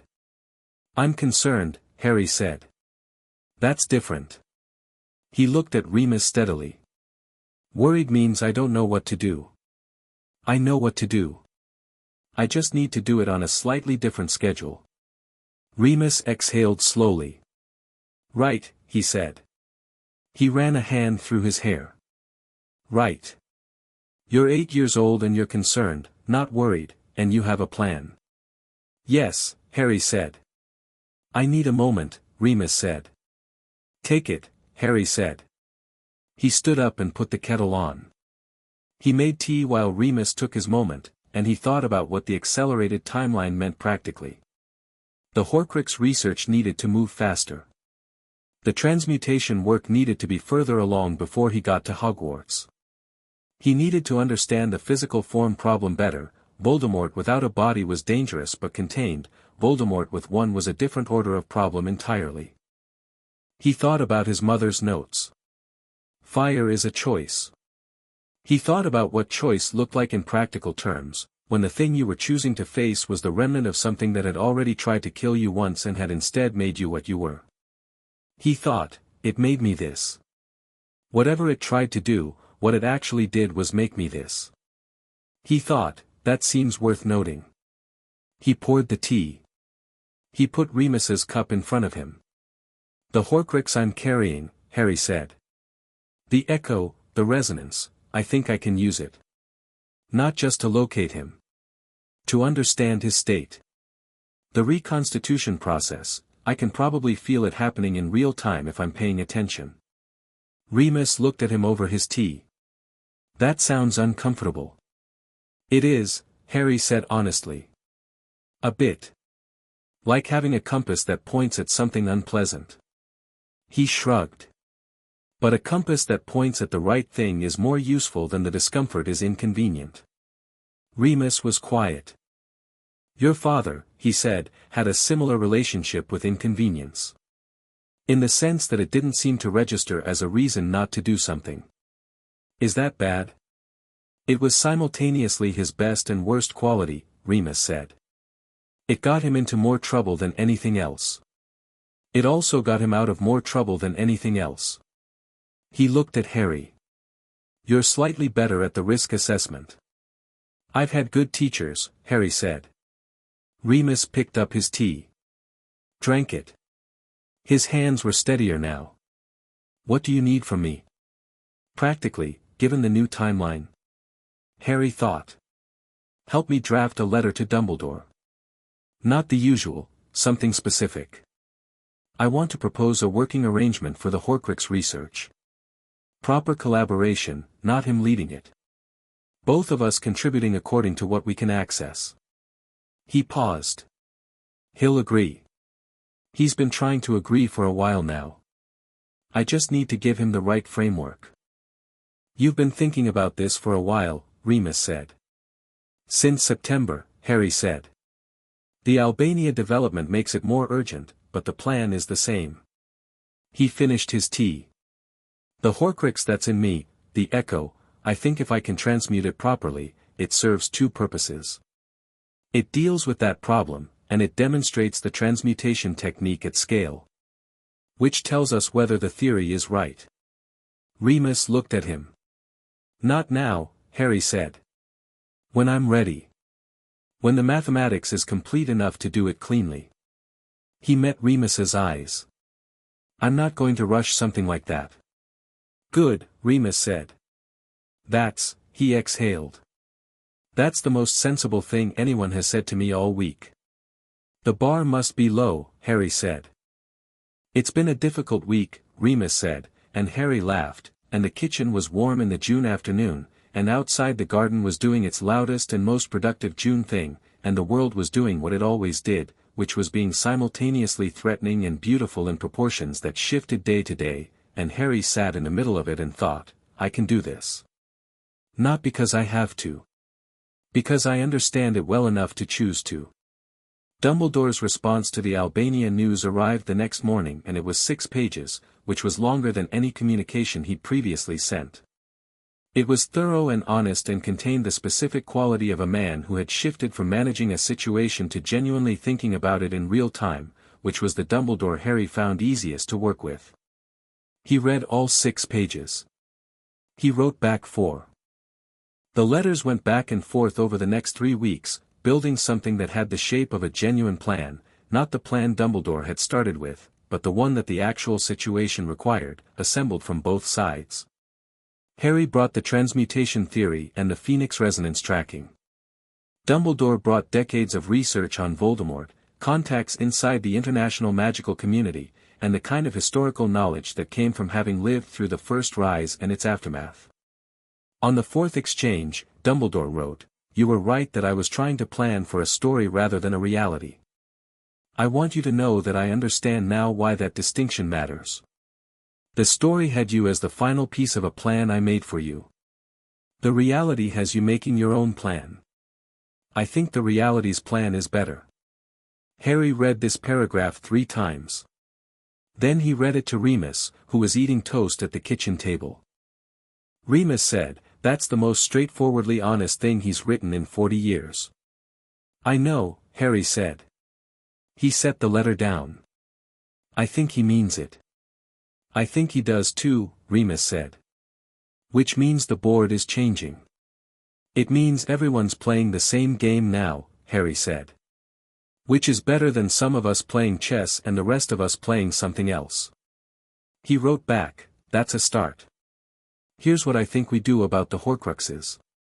And then he told him. All of it, the transmutation theory, Vector's mathematical work, Babblink's linguistic research, the resonance tracking, the demonstration plan. All of it laid out clearly, with the reasoning, with the uncertainties flagged explicitly rather than papered over, with the places where he needed Dumbledore's information and the places where he had things Dumbledore needed. Dumbledore wrote back in 2 days with a response that was the most engaged and practically useful thing he'd sent. He had a Horcrux to show Harry, one he'd confirmed, one he knew the location of. He proposed they examine it together. He proposed Harry's transmutation approach as the working hypothesis. He proposed, with a specific precision that had nothing of management in it, an actual collaboration. Harry wrote back, yes. When? Dumbledore wrote back, when you're ready. Tell me. Harry thought about that. He looked out the window at the summer garden, at the fig tree going full and green in the July sun. He was 8 years old. He had 3 years before Hogwarts. He had a theory that was rigorous enough to be called a theory but not yet rigorous enough to stake something irreversible on. He had allies who trusted him and a mentor who was 600 years old and a headmaster who was finally asking instead of telling, and a woman at the ministry who had her son's future in her hands and was betting it in his direction. He thought about his mother sitting up late by firelight, working out the mathematics of love. He thought about what she'd said about trust. He thought, not yet. But close. He wrote back, next spring. Give me the winter. Dumbledore wrote back, the winter is yours. The winter Harry used well. He worked through 3 more mathematical frameworks with Vector's help, developing them at a pace that was demanding without being reckless, because reckless was not something Harry was. He wasn't careful in the anxious way, he simply had a good sense of when something was ready and when it wasn't, and he honored that distinction.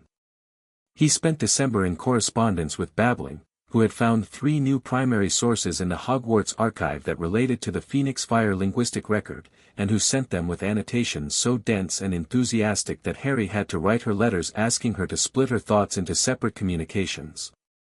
She wrote back, my apologies, I have 30 years of enthusiasm and you are the first person who can actually receive it. I'll try to be disciplined but cannot make promises. He wrote back, the enthusiasm is fine. The handwriting gets difficult to read when you're writing too fast. She wrote back, that's a fair criticism and I'll work on it. He corresponded with Draco through the winter, and the letters had developed an ease that early correspondence never quite had, the ease of 2 people who have passed the awkward stage and entered the honest one. Draco wrote about his father with a precision that was careful and revealed, in what it chose not to say directly, quite a lot about what it was like to grow up in a house where the story you were being told about the world had an agenda attached to it. Harry wrote about the Phoenix memory. He wrote about mathematics and about fire and about the difference between the magic you're taught and the magic that's in you. He wrote about Remus and Flamel and what it felt like to learn things from people who genuinely wanted you to know them rather than people who were managing what you knew. In February, Draco wrote, I have been thinking about what you said, about the difference between the story you're given about yourself and the one you actually are. My father's story about me is that I'm the best and most important and will carry on the family name as it should be carried. My mother's story about me is different. She doesn't say it in words, but I think her story is that I'm a person who gets to decide what kind of person he is. I find her version harder because it requires me to actually figure out who that is. But I think she's right. Harry sat with this letter for a long time. Then he wrote back, your mother is right. For what it's worth, I'll tell you what she told me about you, clever, vain, funnier than you know. She's observant. 2 of those 3 things are good starting points. The middle one you can probably work on. Draco wrote back, I'm not that vain. Harry wrote back, you spent a paragraph describing your new robes. Draco wrote back, they were exceptional robes. Harry wrote back, I'm sure they were. That's still vain. There was a pause of 2 weeks, and then Draco wrote back, fine. Working on it. Spring came, and with it the clarity that winter had been building toward. Harry spent the first week of April working alone in Flamel's library, going through everything, all of it, the Phoenix memory, the mathematics, Babbling's linguistic work, Vector's arithmancy, his mother's notes, Dumbledore's research on the Horcruxes, his own resonance tracking of the echo he carried. He was building the complete picture, assembling it from every angle, and he was checking it the way you check something you're about to rely on, hard, systematically, looking for the places it might fail. He found 2 problems he hadn't noticed before. He fixed one in the library and brought the other to Flamel, who looked at it and said, I see it, and they worked on it together for 2 days until it wasn't a problem anymore. On the 3rd day, Harry came to breakfast and said, I'm ready. Flamel looked at him over his coffee. 4. Dumbledore, Harry said. The Horcrux. The demonstration. He sat down. The theory is ready. I want to test it. Flamel set down his coffee. You're certain? Yes, Harry said. Not with the flatness of stubbornness. With the quality of something that has been checked from every angle and held up under all of it. Flamel looked at him for a long time. 600 years of looking at things, and something in his face was what it had been on the first day, wide, genuine, the look of someone who has lived long enough to have believed something was possible and lived long enough to see it become actual. Write to Dumbledore, he said. Harry wrote the letter that morning. He sent it before lunch. Dumbledore wrote back by evening, tell me where.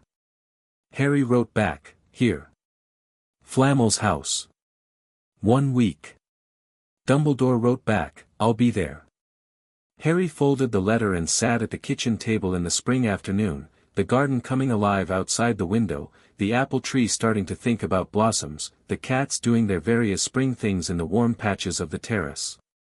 Remus came in from outside where he'd been checking the wards, which he maintained with the quiet, consistent attention he brought to everything he cared about. He looked at Harry's face and read it accurately, which was something he'd gotten very good at. Next week, Harry said. Remus sat down. How are you feeling? Ready, Harry said.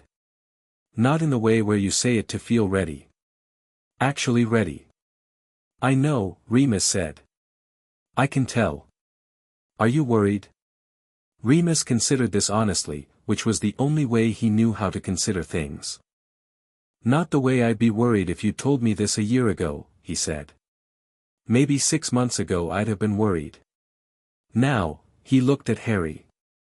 Now I think you've built something that works and you know whether it works better than anyone else could. He paused. But I'll be there. In the room. Not to intervene. Just, because you want to be, Harry said. Yes, Remus said simply. Because I want to be. Harry nodded. He looked out the window at the garden, at the apple tree and its optimistic buds, at the light that was the particular gold of spring rather than the deeper gold of summer, younger and cleaner and forward-looking. He thought, my mother worked everything she had into me so that whatever came after couldn't touch me. And then she trusted it. He thought, I'm going to trust it too. The afternoon went on, warm and ordinary and entirely his, and somewhere above the garden the sky was clear and enormous and full of the specific blue that meant good flying weather, and Harry sat at the kitchen table making lists and plans and checking his reasoning one more time, and outside the world waited, bright and complicated and interesting, the way it always was, the way he had always found it. Fire, after all, did not wait for ideal conditions. It simply burned, when the time was right, when the choice was made, completely and without reservation. The time was coming. He was ready.